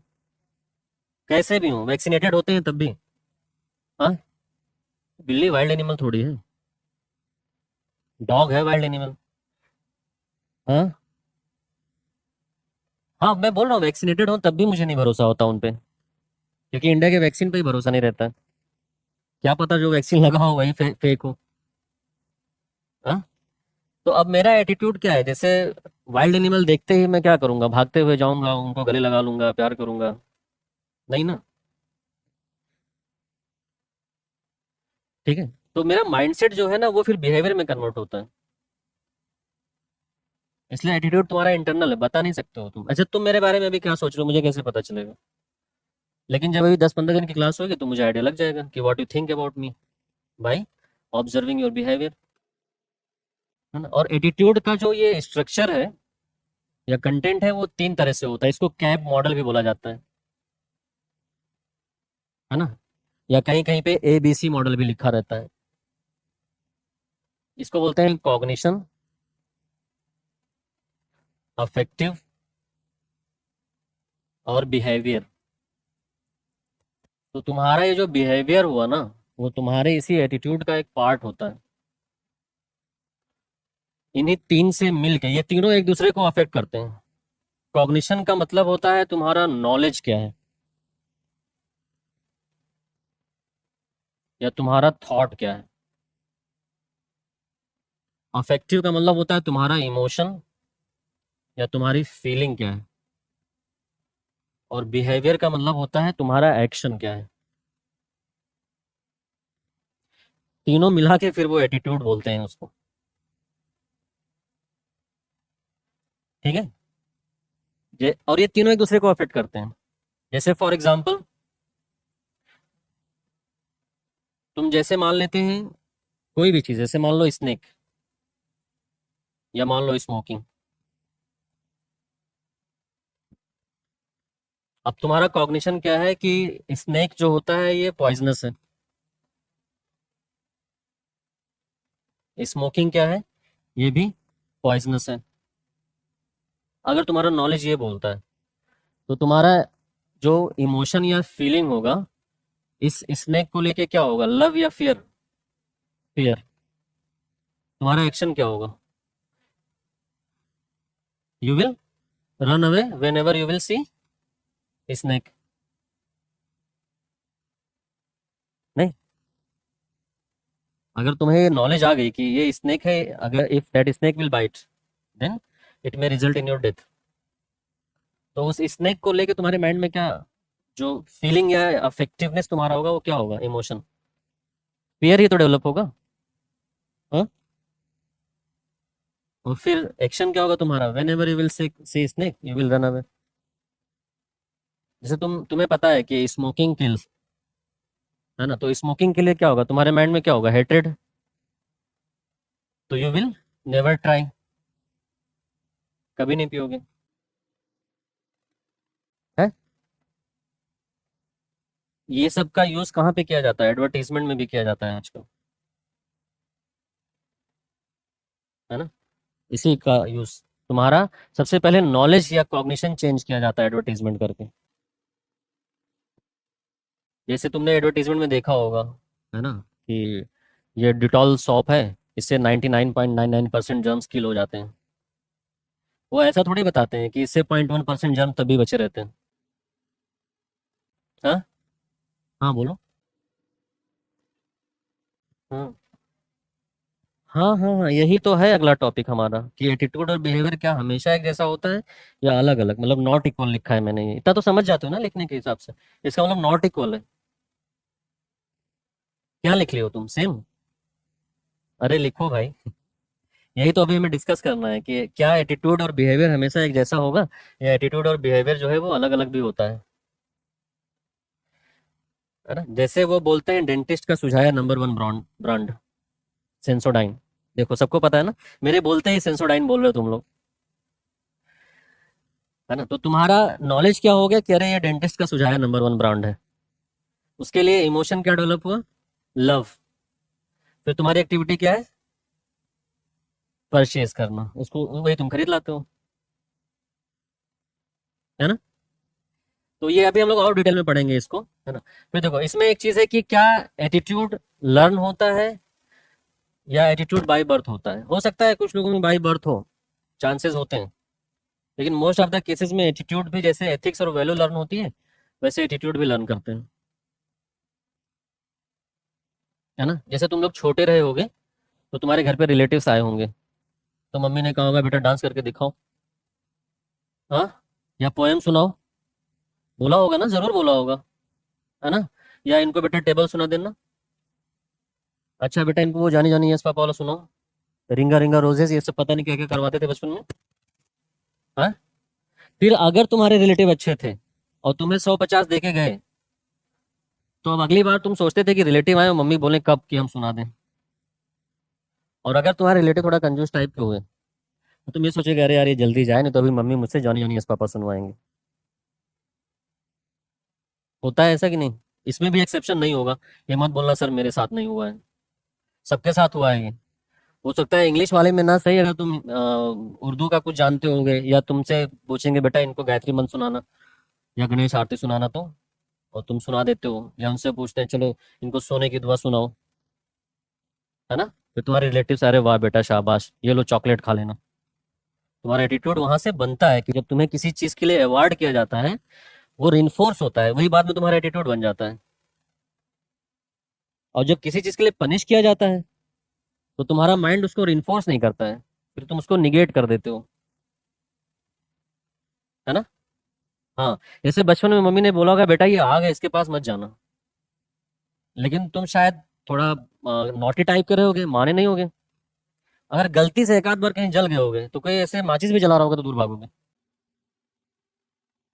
है। तो इसमें बाकी मुझसे भी देख के तुम एटीट्यूड सीख सकते हो, अपने मदर फादर को देख के सीख सकते हो। तुम्हारे फादर मान लेते हैं तुम्हारी फैमिली में डोमेस्टिक वायलेंस है, तो बहुत हाई चांस है कि तुम भी डोमेस्टिक वायलेंस करोगे। तुम्हारे घर में अगर फादर साहब स्मोकिंग कर रहे होंगे या ड्रिंकिंग कर रहे होंगे, तो बहुत हाई चांस है कि तुम भी करोगे, है ना। चांसेस होते हैं। और कहीं कहीं तो ऐसा होता है कि फैमिली एक साथ ड्रिंक करती है, जैसे पंजाब में। मैं भी वहीं से आया हूँ ना, पंजाब में पढ़ा के, अमृतसर से। थोड़ी बहुत पंजाबी भी निकलती है बीच बीच में, है ना। तो वहां पे मैंने देखा है फैमिली एक साथ बैठ के पीती है, तो उनका एटीट्यूड क्या है, ड्रिंकिंग जो है वहां पे कोई बुरा मानता ही नहीं। मैं भी एक घर पे गया, मेरे स्टूडेंट ने बुलाया था, तो उनके जो ग्रैंड पेरेंट हैं तो बोलते हैं बेटा लिटिल लिटिल चलेगा, मैंने कहा नहीं अंकल, बिल्कुल लिटिल लिटिल का ड्रॉप ड्रॉप भी नहीं चलेगा, मैनू माफ करो। तो वो डिपेंड करता है कि एटीट्यूड जो है वो तुम, जैसे तुम्हारा एथिक्स वाला है, वैल्यू मोरालिटी सीख सकते हो, वैसे एथिक्स भी सीख, एटीट्यूड भी सीख सकते हो, है ना। फिर हमने बोला कि भाई एटीट्यूड और बिहेवियर एक जैसा हो सकता है या अलग अलग हो सकता है, ऐसे इन्होंने बोला कि एक जैसा होगा या अलग होगा, बताओ क्या होगा। हमेशा एक जैसा होता है? नहीं, हमेशा एक जैसा नहीं होता है, अलग भी हो सकता है और एक जैसा भी हो सकता है। तुम मुझे बताओ कुछ केसेस की एक जैसा हो और अलग भी हो। अब तो मैंने समझा रही इतना कुछ, अब तुम बताओ क्या हमेशा एटीट्यूड और बिहेवियर एक जैसा होता है। एटीट्यूड मतलब क्या हो, तुम्हारा माइंडसेट, और बिहेवियर मतलब तुम्हारा कंडक्ट। स्मोकिंग का ही केस है ना, देखो कितना तेज बोलते हो तुम लोग ना, अच्छे बच्चे हो इसका मतलब। उसपे साफ साफ लिखा रहता है पैकेट में कि smoking is injurious to health, और बड़ा बड़ा स्कॉर्पियन भी बना रहता है, फिर भी लोग पीते हैं। क्यों होता है ऐसा, या क्या यही एक केस है कि और भी केसेस हैं कि तुम्हारा एटीट्यूड, नहीं वो तो एग्जाम्पल हो गया एक, मैं और केसेस की बात कर रहा हूँ कि तुम्हारा माइंडसेट अलग होगा और तुम्हारा बिहेवियर जो है वो अलग होगा। स्वीट वाला, हाँ। चलो और देखो, एटीट्यूड और बिहेवियर, अगर तुम्हारा वैल्यू सिस्टम बहुत स्ट्रांग है तो एक जैसा होगा। थोड़ा बहुत लिखते चलो, हालांकि बाद में हम लोग लिखेंगे भी, लेकिन बहुत स्ट्रांग वैल्यू सिस्टम है, then your attitude and behaviour will be same. ठीक है, हाँ। हाँ, जैसे मान लेते हैं कि कुछ केस में ऐसा होगा कि तुम कभी भी ड्रिंकिंग नहीं करोगे या कभी भी स्मोकिंग नहीं करोगे, चाहे तुम्हें कोई कितना बोले, चाहे किसी भी माहौल में रहो। अगर तुम नहीं कर रहे हो तो नहीं करोगे, कोई भी ऐसे, क्योंकि तुम्हारा एटीट्यूड वो बन चुका होगा कि हम ड्रिंकिंग नहीं करना है क्योंकि ड्रिंकिंग इज इंजurious टू हेल्थ। तो तुम नहीं करोगे तो नहीं करोगे, अगर तुम्हारा वैल्यू सिस्टम वो स्ट्रांग है तो, है ना। या अगर इनफॉर्मल सिचुएशन है तो तुम्हारा एटीट्यूड और बिहेवियर एक जैसा होगा। फॉर्मल सिचुएशन आते ही तुम्हारा एटीट्यूड और बिहेवियर अलग अलग हो सकता है। इनफॉर्मल सिचुएशन में एक जैसा होगा, लेकिन फॉर्मल में अलग हो सकता है। जैसे कोई पर्सन ड्रिंकिंग किया हुआ है, तुम्हारे साथ बैठ के और ड्रिंक कर रहा है, तब उसका एटीट्यूड और बिहेवियर एक जैसा हो जाएगा? नहीं। हो सकता है वो सारे राज भी तुम्हारे सामने खोल दे। लेकिन अगर तुम यूपीएससी का इंटरव्यू देने गए हो, फॉर्मल सिचुएशन आ गई, वहां तुम्हारे माइंड में चल रहा है कि एक बार तुम सिलेक्ट करो, है ना, फिर हम बताएंगे कि हम कितना करप्शन करेंगे। चल, हो सकता है अंदर चल रहा हो कि ये भगवान इस बार सिलेक्ट करवा दो, है ना, उसके बाद हम बताएंगे। You will never say that in UPSC interview. They will definitely ask you कि why we select you. You may have different perspective कि I will earn a lot of money, है ना, after becoming an IAS officer, but you will never say that कि मुझे corruption करना है इसलिए IAS officer बनना है। बैक इन द माइंड चल रहा होगा तुम्हारा, अभी असली कैरेक्टर नहीं आया सामने। लेकिन सिचुएशन क्या है? सिचुएशन फॉर्मल है, तो तुम्हारा एटीट्यूड और तुम्हारा बिहेवियर अलग हो गया। लेकिन अपने दोस्तों के बीच में तुम अपना एटीट्यूड और बिहेवियर एक जैसा रखते हो, क्योंकि इनफॉर्मल सिचुएशन हो गई ना। हाँ, जैसे तुम लोगों में से मान लो कोई स्मोकिंग कर रहा हो, तो मुझे देखते ही सिगरेट फेंक दोगे। दो, तुम्हारा एटीट्यूड और बिहेवियर जो है वो यहाँ अलग अलग हो गया। तुम्हारा मन कर रहा था सिगरेट पीने का, लेकिन मुझे देखते ही तुमने फेंक दिया, क्योंकि फॉर्मल सिचुएशन है ना हमारे तुम्हारे बीच में। लेकिन अपने दोस्तों के बीच में तुम छीन के पी लोगे, ला मुझे दे, एक पफ मैं भी मारूं, है। जैसे तुम लोगों में से कुछ लोग बहुत अच्छा गाना गाते होगे, है कोई जो गाता है? हाँ, हाँ ना बोलो भाई। कोई नहीं, डांस कर लेते होगे, अच्छा। अच्छा, ईमानदारी से बोलना, कितने लोग ऐसे हो जो बाथरूम में कभी गाना नहीं गाए हो? कभी नहीं, आज से मतलब गुनगुनाए नहीं हो, not even once in your life. सब लोग किए हो ना। लेकिन मैं यहाँ बोलूँ अभी गा दो तो नहीं गाओगे। यही तो तुम्हारा एटीट्यूड बदलना है ना। तुम्हारा एटीट्यूड है कि तुम गाना चाहते हो, लेकिन तुम्हें लगता है कि someone will be observing you and they will judge you, तो तुम्हारे अंदर करेज नहीं आता है कि मुझे यहाँ गाना है। लेकिन बाथरूम में यू नो कि nobody is there to observe, और तुम बाथरूम में एंटर करते ही शुरू हो जाते हो, हुआ है प्यार आज पहली बार, या जो कुछ वॉट एवर यू आर, है ना, love me like you do, जो भी मन करता है वो। तो तुम्हारा एटीट्यूड और बिहेवियर एक जैसा भी हो सकता है, अलग अलग भी हो सकता है। हाँ, स्पेसिफिक चीजों से भी बिहेवियर बदलता है। जैसे तुम मुझे बोलोगे कि सर चलिए आपको दिल्ली घुमाते हैं, तो मैं मना कर दूंगा कि नहीं, मुझे नहीं जाना।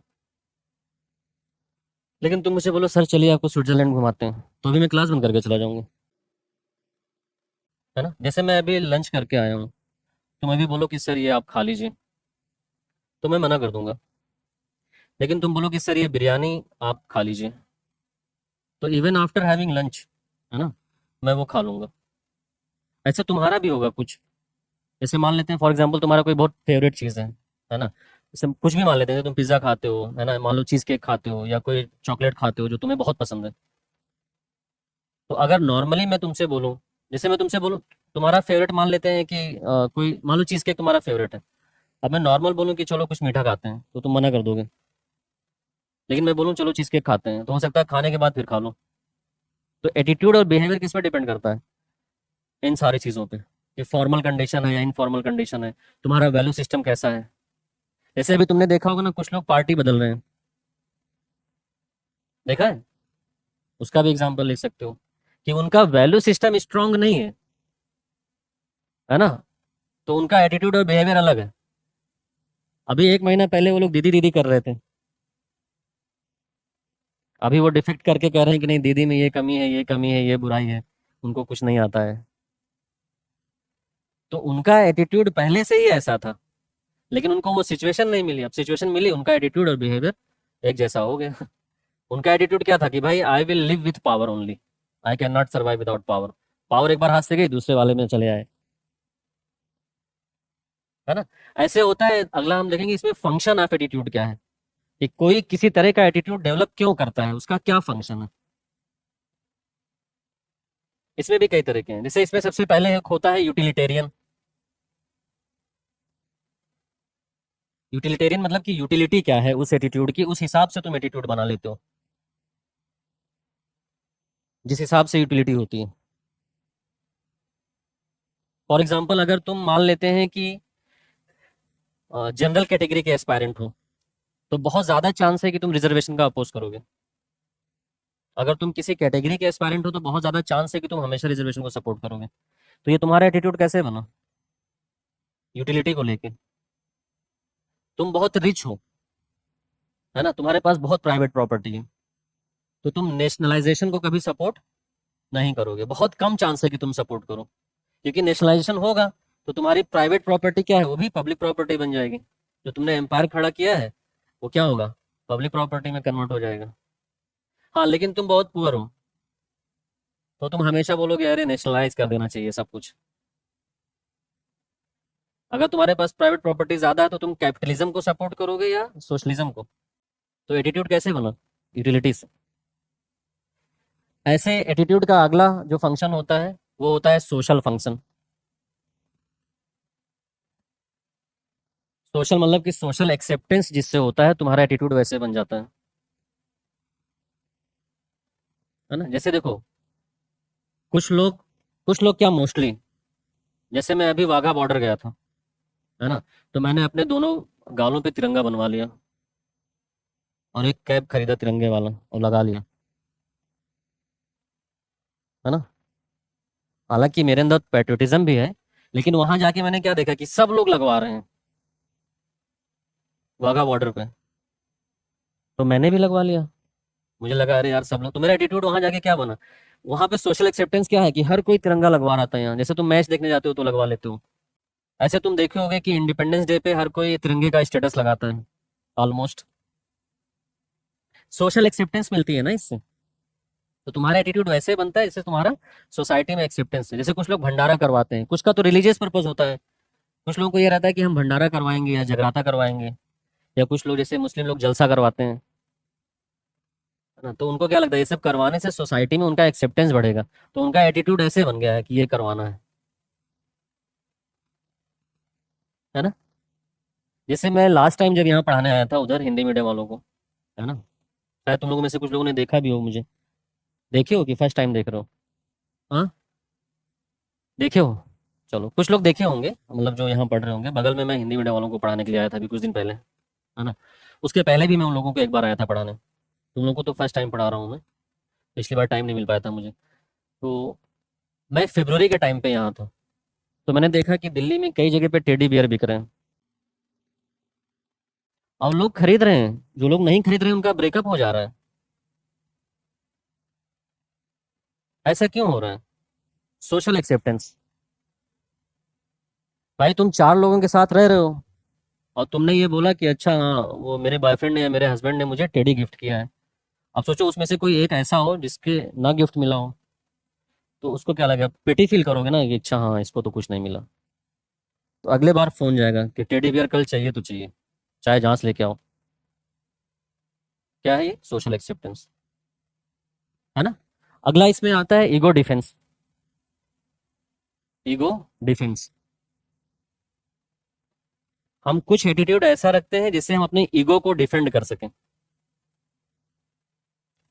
जैसे फॉर एग्जांपल ब्रिटिशर्स इंडिया में जब आए थे, उनको पता था वो गलत कर रहे हैं, लेकिन ये एक्सेप्ट करते तो ईगो डिफेंड नहीं होता। तो उन्होंने क्या बोला कि we are here to civilise the uncivilised Indian.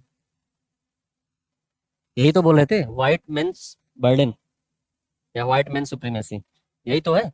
अगर नहीं जानते हो तो ये समझो कि ब्रिटिशर्स जब इंडिया में आए थे तो वो ये यही बोलते थे कि हम इंडियंस को सिविलाइज्ड कर रहे हैं, इंडियन अभी सिविलाइज्ड नहीं है, उनका ये कहना था। ठीक है, लेकिन deep down in their heart they knew that, है ना, कि their rule is unjust and unfair, but to defend their ego, what kind of attitude they developed, कि we are here to civilise the Indians, है। ऐसे तुम घर में भी अपने ऑब्जर्व करते होगे, कोई छोटा बच्चा मान लो, है ना, वो कभी कभी मम्मी से अचानक पिट जाता है ऐसे बिना गलती के, देखे हो ऐसा पिटते हुए छोटे बच्चों को। उसके पहले खूब गलतियां कर रहा होगा, उछल कूद मचाया होगा, कुछ तोड़ा फोड़ा होगा, तो मम्मी हाय मेरा बच्चा, हाय मेरा प्यारा, हाय मेरा लाल, नहीं पीटा होगा उन्होंने। लेकिन कभी कभी क्या होता है, वो बेचारा इस रास्ते में पड़ा होगा, सम टाइम, हमेशा नहीं, कभी कभी, और मतलब मम्मी ने धो दिया उसको। फिर क्या बोलेंगे, धोने के बाद उनको पता चल जाता है कि हमने गलत किया है, अभी ये धुलने की कंडीशन में, फूटने की कंडीशन में नहीं था, है ना, he or she was not support to get beaten, but उन्होंने मार दिया, अब ईगो डिफेंस कैसे करेंगे? तो क्या बोलेंगे, he was bothering me since a long time, बहुत देर से परेशान कर रहा था तो मैंने पीट दिया। और जब सच में परेशान कर रहा होगा तब नहीं पीटेंगे। तो वो रॉन्ग डूइंग उनको पता चल गया, लेकिन अब उसको डिफेंड भी तो करना है अपना ईगो, नहीं तो हर्ट हो जाएगा कि भाई ऐसे कैसे मार दिया मैंने, है ना। जैसे तुम लोगों ने वो एक हिंदी में प्रोवर्ब है ना, या इंग्लिश में बोलते हैं ग्रेप्स आर सोर, अंगूर खट्टे हैं। अब लोमड़ी को अंगूर नहीं मिला तो उसने ईगो डिफेंस कैसे किया, अंगूर खट्टे हैं, नहीं तो उसका ईगो नहीं हर्ट हो जाता।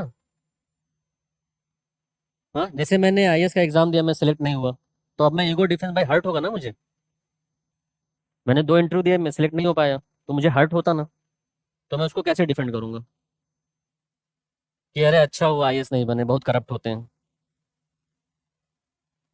तो हमारा जो एटीट्यूड डेवलप, अच्छा ये ऐसा एटीट्यूड क्यों डेवलप होता है ego defence? For piece of mind. हाँ, अगर तुम इस तरह का एटीट्यूड डेवलप नहीं करोगे ना, तो पीस ऑफ माइंड नहीं रहेगा, परेशान हो जाओगे। तुम सोचो ना, जिस बच्चे को तुम जान से ज्यादा प्यार करते हो, तुम उसको पीट आए हो, अब तुम अगर ईगो डिफेंस नहीं करोगे तो रात भर सो नहीं पाओगे। तो ईगो डिफेंस के लिए मैकेनिज्म क्या डेवलप होता है कि अरे बहुत देर से परेशान कर रहा था, अपने बोलते हो, वैसे बोल भी देते हो, घर में कोई पूछ लेता है अरे क्यों मार दिए, तो बोलोगे बहुत देर से परेशान कर रहा था, भले बेचारा खेल रहा हो कहीं। ब्रिटिशर्स भी अगर ऐसा कर, भाई उनके यहाँ अलग रूल था, जस्ट रूल था, यहाँ अनजस्ट रूल, ठीक है। फिर हम लोग आएंगे इसमें मोरल एटीट्यूड और पॉलिटिकल एटीट्यूड। मोरल वर्ड का मतलब राइट ही होता है, तो ऐसे एटीट्यूड जो राइट हो वो मोरल एटीट्यूड हो गया, है ना। जैसे गिव रिस्पेक्ट टू एल्डर्स, है ना, respect your teacher, speak politely, है ना, ऑनेस्टी, इन सब एटीट्यूड को क्या माना जाता है, मोरल एटीट्यूड। इसमें और भी सारी चीजें हैं, कई सारी चीजें हम लोग पढ़ेंगे। फिर आता है तुम्हारा पॉलिटिकल एटीट्यूड, है ना। पॉलिटिकल एटीट्यूड और पॉलिटिकल आइडियोलॉजी दोनों अलग अलग चीज हो सकती है, हो सकता है आइडियोलॉजिकली तुम अलग हो और एटीट्यूड अलग हो। पॉलिटिकल एटीट्यूड का मतलब तुम्हारा माइंडसेट क्या है किसी पार्टिकुलर पॉलिटिकल पार्टी को लेके, है ना, किसी पार्टिकुलर पॉलिटिकल आइडियोलॉजी को लेके, किसी पार्टिकुलर टाइप ऑफ गवर्नमेंट को लेके, किसी पार्टिकुलर पॉलिटिकल इंस्टीट्यूशन को लेके। What is your mindset? जैसे तुम सीबीआई के बारे में क्या सोचते हो, जैसे कुछ लोग बोलते हैं केज्ड पैरेट है, सुप्रीम कोर्ट ने बोला है। तुम ईडी के बारे में क्या सोचते हो, तुम सुप्रीम कोर्ट के बारे में क्या सोचते हो, है ना। तुम राइट विंग वाली गवर्नमेंट के बारे में क्या सोचते हो, तुम लेफ्ट विंग वाले गवर्नमेंट के बारे में क्या सोचते हो। इस तरह का जो तुम्हारा माइंडसेट बनता है ना, पॉलिटिकल पार्टी कैसे फंक्शन कर रही है, ये जो पोचिंग हो रहा है एमपी एमएलए का, उसके बारे में तुम क्या सोचते हो, जो मास डिफेक्शन हो रहा है उसके बारे में क्या सोचते हो, है ना। जैसे अभी हो रहा है ना कि 20-20 एमपी पार्टी बदल रहे हैं, ये पहले भी होता था, तो एंटी डिफेक्शन लॉ आया तब एक दो लोग कर लेते थे। अभी क्या है, अब मास डिफेक्शन कर लो तो चलेगा, लेकिन एक दो लोग मत करो। तो इसके बारे में तुम क्या सोचते हो, या पार्लियामेंट्री फॉर्म ऑफ गवर्नमेंट क्या होती है, या प्रेसिडेंशियल फॉर्म ऑफ गवर्नमेंट क्या होता है, उसके बारे में क्या सोचते हो तुम। पार्लियामेंट्री फॉर्म ऑफ गवर्नमेंट मतलब जहाँ पे पीएम हेड होता है गवर्नमेंट का, उसको पार्लियामेंट्री फॉर्म ऑफ गवर्नमेंट बोलते हैं। और जहाँ पे प्रेसिडेंट होता है उसको प्रेसिडेंशियल फॉर्म ऑफ गवर्नमेंट बोलते हैं। जैसे यूएसए में है प्रेसिडेंशियल फॉर्म है, इंडिया में है वो पार्लियामेंट्री फॉर्म है। अभी पढ़ोगे और ये सब चीज़ें, इसके बारे में तुम्हारा क्या माइंडसेट है, और ये कौन कौन से फैक्टर से ये अफेक्ट होता है ना। ये हो सकता है तुम्हारे इमोशन से इफेक्ट होता हो, या हो सकता है तुम्हारी आइडियोलॉजी से इफेक्ट होता हो, या कभी कभी तुम हो सकता है किसी पॉलिटिकल पार्टी का एक्टिविटी देखते हो उसके बाद एटीट्यूड बनाते हो। उसको कॉग्निटिव एटीट्यूड बोलते हैं। जैसे कुछ लोग हर इलेक्शन में अलग अलग पार्टी को देते हैं वोट, है ना, और कुछ लोग एक ही पार्टी को पकड़े रहते हैं, उसी को वोट देते हैं, चाहे वो पार्टी कुछ भी करे। तभी तो सरकारें बदलती हैं ना, नहीं तो बदलेंगे कैसे। लेकिन फिर भी कोर वोटर रहते हैं कि उनकी आइडियोलॉजी है कि इनको वोट देना, तो उन्हीं को देते हैं। कभी कभी इमोशन में आके आदमी वोट दे देता है, सोचता ही नहीं है कुछ। जैसे किसी पॉलिटिशियन की डेथ हो जाए, अब उसके घर के कुत्ते को खड़ा कर दो तो लोग जिता देते हैं। देखा होगा अक्सर तुमने, बाई इलेक्शन में अक्सर यही होता है। किसी पॉलिटिशियन की डेथ हो जाए, उसके घर से किसी को भी खड़ा कर दो, वो जीत जाता है। उसको लोग जानते तक नहीं है उसके पहले, लेकिन तब भी जिता देते हैं। क्यों? क्योंकि इमोशन पे फिर वोट देने लगते हैं। उस टाइम माइंडसेट में कॉग्निशन नहीं रह जाता है। क्या रह जाता है? इमोशन। इसलिए तो हमारे यहाँ डायनेस्टिक पॉलिटिक्स चल जाती है कि लोग बोलते हैं कि अच्छा देखो, इनके बेटे हैं, इनके बेटे हैं, है ना। फिर आता है हमारा ब्यूरोक्रेटिक एटीट्यूड और डेमोक्रेटिक एटीट्यूड, है ना। ब्यूरोक्रेटिक एटीट्यूड का मतलब होता है जो एटीट्यूड जो है ब्रिटिश टाइम पे ब्यूरोक्रेसी में था, उसको ब्यूरोक्रेटिक एटीट्यूड बोलते हैं। ऐसा नहीं कि ब्यूरोक्रेटिक एटीट्यूड का मतलब कि ब्यूरोक्रेसी में क्या एटीट्यूड। ब्रिटिशर्स जब इंडिया में रूल कर रहे थे उस टाइम पे भी ब्यूरोक्रेसी थी। तो ब्रिटिशर्स के टाइम पे जो ब्यूरोक्रेटिक एटीट्यूड था, वही एटीट्यूड अभी भी ब्यूरोक्रेसी में कुछ लोगों के पास है।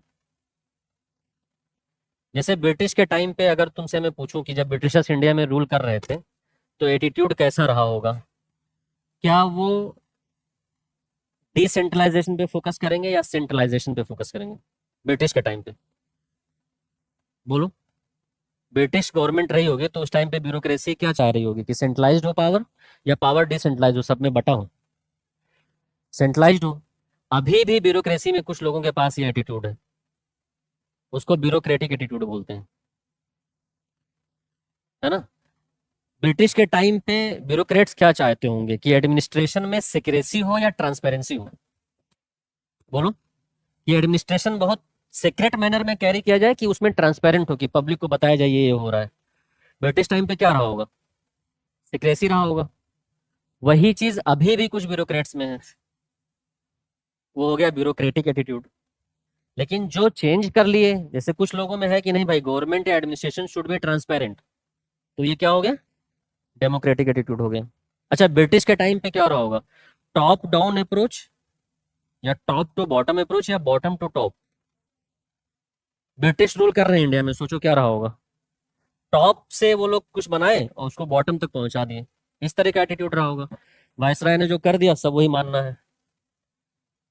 तो इस तरह का एटीट्यूड अभी भी कुछ लोगों में है, वो ब्यूरोक्रेटिक एटीट्यूड हो गया। लेकिन जो चेंज कर ले कि नहीं भाई, बॉटम टू टॉप होना चाहिए, तो बॉटम टू टॉप अगर बोल रहे हैं तो क्या मतलब हुआ? Democratic attitude. ठीक है। फिर उसके बाद हम टॉपिक आएंगे सोशल इन्फ्लुएंस और परसुएशन। चलो देखो, सोशल इन्फ्लुएंस और परसुएशन वर्ड सुने हो कभी? नहीं, चलो मैं बता देता हूँ सोशल इन्फ्लुएंस और परसुएशन क्या होता है ना। देखो, दोनों में हम एटीट्यूड चेंज करते हैं, पहले तो ये ध्यान रखना। सोशल इन्फ्लुएंस और परसुएशन, दोनों का मतलब क्या हुआ? चेंज इन एटीट्यूड और माइंडसेट, दोनों का मतलब हुआ। दोनों में डिफरेंस क्या है? देखो, सोशल इन्फ्लुएंस जो है ना, ये डिलिबरेट और नॉन डिलिबरेट दोनों हो सकता है। सोशल इन्फ्लुएंस हो सकता है कोई जानबूझ के कर रहा हो, या हो सकता है सेल्फ हो जाए। सोशल इन्फ्लुएंस हो सकता है पर्सन रियल में तुम्हारे सामने हो, या ओनली इमेजिनेशन से भी हो सकता है। जो एटीट्यूड चेंज हो रहा है, हो सकता है तुम किसी को इमेजिन करके एटीट्यूड चेंज कर लो, हो सकता है वो पर्सन रियल में तुम्हारे सामने, उससे चेंज कर लो, हो सकता है डिलिबरेटली किसी ने तुम्हारा चेंज किया हो, या हो सकता है तुम किसी को देख के ही चेंज हो गए हो, उसने कुछ एफर्ट ही ना किया हो। लेकिन परसुएशन जो होता है, ये परसुएशन में डिलिबरेट इफेक्ट होता है। वो डिलिबरेटली किसी पर्सन का माइंडसेट या एटीट्यूड चेंज करते हैं, तो वो परसुएशन होता है। मतलब जानबूझ के किया गया है। ठीक है। सोशल इन्फ्लुएंस ऐसे समझ लो, है ना। सोशल इन्फ्लुएंस जैसे मान लेते हैं तुम सिलेक्ट हो गए, अब तुम्हारी कॉलोनी में 10-20 लोग और प्रिपरेशन करने लगेंगे। तुम किसी से कहने नहीं जाओगे कि अरे अंकल इसको भी भेज दो प्रिपरेशन के लिए या ऐसा वैसा ये कुछ। स्पेशली अगर लड़कियां सेलेक्ट होती हैं तो और ज्यादा उसका इन्फ्लुएंस होता है, मतलब लड़कों से भी होता है ऐसा नहीं है, लेकिन once a girl selected then इसका जो सोशल इन्फ्लुएंस है ना वो बहुत हाई लेवल पे होता है। जैसे मेरी सिस्टर वो है, वो डॉक्टर है, अभी उसका इंटर्नशिप चल रहा है। तो जब मैं उसको पढ़ाने के लिए गांव से लखनऊ लेके आया था तो बहुत लोग गांव में अपोज कर रहे थे कि अरे क्या ज़रूरत है, शादी करो ये वो, है ना। इनका काम ही क्या है। गांव में कोई डॉक्टर था नहीं, लेडी डॉक्टर, है ना। She is the first lady doctor of our village. लेकिन जैसे ही उसने नीट क्वालिफाई किया, अब वही लोग जो उसको बोलते थे, ये तक भी बोलते थे कि वो जाएगी और लड़कों के साथ रहेगी, ये करेगी, किसी के साथ भाग जाएगी, अपने मन से शादी कर लेगी, कुछ कुछ कर नहीं पाओगे, उसका कैरेक्टर खराब हो जाएगा। The very same people who use to criticise my sister, है ना, now they are calling him and asking for the prescription. इवन जो उससे छोटे बड़े हैं ना वो भी अप्पी बोलते हैं। हमारे यहाँ बड़ी बहन को अप्पी बोला जाता है, जिसको दीदी बोलते हो तुम लोग। सोचो ये सोशल इन्फ्लुएंस है, वो किसी से बोलने नहीं गई। और उन्हीं के घरों में अब हमारे गांव के आसपास कम से कम कुछ नहीं तो 40-45 लड़कियां ऐसी हैं जो नीट के प्रिपरेशन के लिए लखनऊ में आई होंगी। उसमें से 4-5 और सेलेक्ट हो गई हैं। वो किसी से बोलने गए क्या कि अरे अंकल आप अपनी बेटी को भी भेजिए? नहीं। इसलिए देखो लड़कों से ज्यादा मैं लड़कियों को डांटता हूँ। अभी क्लास में 1 महीने बाद तुम्हें पता चल जाएगा। तो उसका रीजन क्या है? ऐसा नहीं कि लड़कों से मुझे प्यार मोहब्बत लगाव नहीं है। ये सिलेक्ट होते हैं ना तो उसका इम्पैक्ट लिमिटेड होता है। तुम सिलेक्ट हो गए, तुम सिलेक्ट हो गए, उसका इम्पैक्ट बहुत ब्रॉडर है। वो कई लोगों को इन्फ्लुएंस कर देगा बिना कुछ कहे, बिना कुछ बोले, है ना। लेकिन परसुएशन क्या हुआ जो मुझे करना पड़ा अपने पापा को और मम्मी को कि नहीं इसको जाने दीजिए पढ़ने के लिए, क्योंकि वो बहुत इंटेलिजेंट थी पढ़ने में शुरू से ही। वो मुझे जानबूझ के पापा को परसुएट करना पड़ा। परसुएट करते करते यहाँ तक मैंने भी बोल दिया कि भाई इसका सारा खर्चा मैं उठाऊंगा। हालांकि शुरू में पापा ने दिया 2 साल तक, फिर जब मेरी सैलरी इनकम वगैरह बहुत बढ़ गई तो मैंने दिया उसको। डिफरेंस समझ में आ रहा दोनों में, सोशल इन्फ्लुएंस और परसुएशन। हाँ, जैसे तुम लोगों ने वो मूवी देखी है DDLJ, दिल वाले दुल्हनिया ले जाएंगे, देखे होगे सब लोग। हाँ, तो वो लास्ट सीन याद है तुम्हें जब वो ट्रेन पे आती है उसके साथ, फिर उसका हाथ पकड़ लेता है उसका पापा। हाँ, फिर हाँ, वो सीन सबने देखा होगा, तो उसमें शॉर्ट वीडियोस में भी आ जाता है। फिर प्लीज बाबूजी मुझे जाने दीजिए नहीं तो मैं मर जाऊंगी, राज के बिना मैं रह नहीं सकती, ये वो दुनिया भर का। हाँ? वो क्या है, परसुएशन है कि सोशल इन्फ्लुएंस है? देखो यहाँ दिमाग चला तुम लोग का बहुत तेज। हाँ, वो सोशल इन्फ्लुएंस था? नहीं, वो क्या था, परसुएशन था। फिर वो क्या बोलता है, जा सिमरन जा, जी ले अपनी जिंदगी। ठीक है, तो वो डिलिबरेटली किया गया है। जब तुम अपने फादर से कोई काम करो, जैसे तुम बोलो कि पापा को कन्विंस कर लो कि पापा मुझे इसी लड़के या लड़की से शादी करनी है।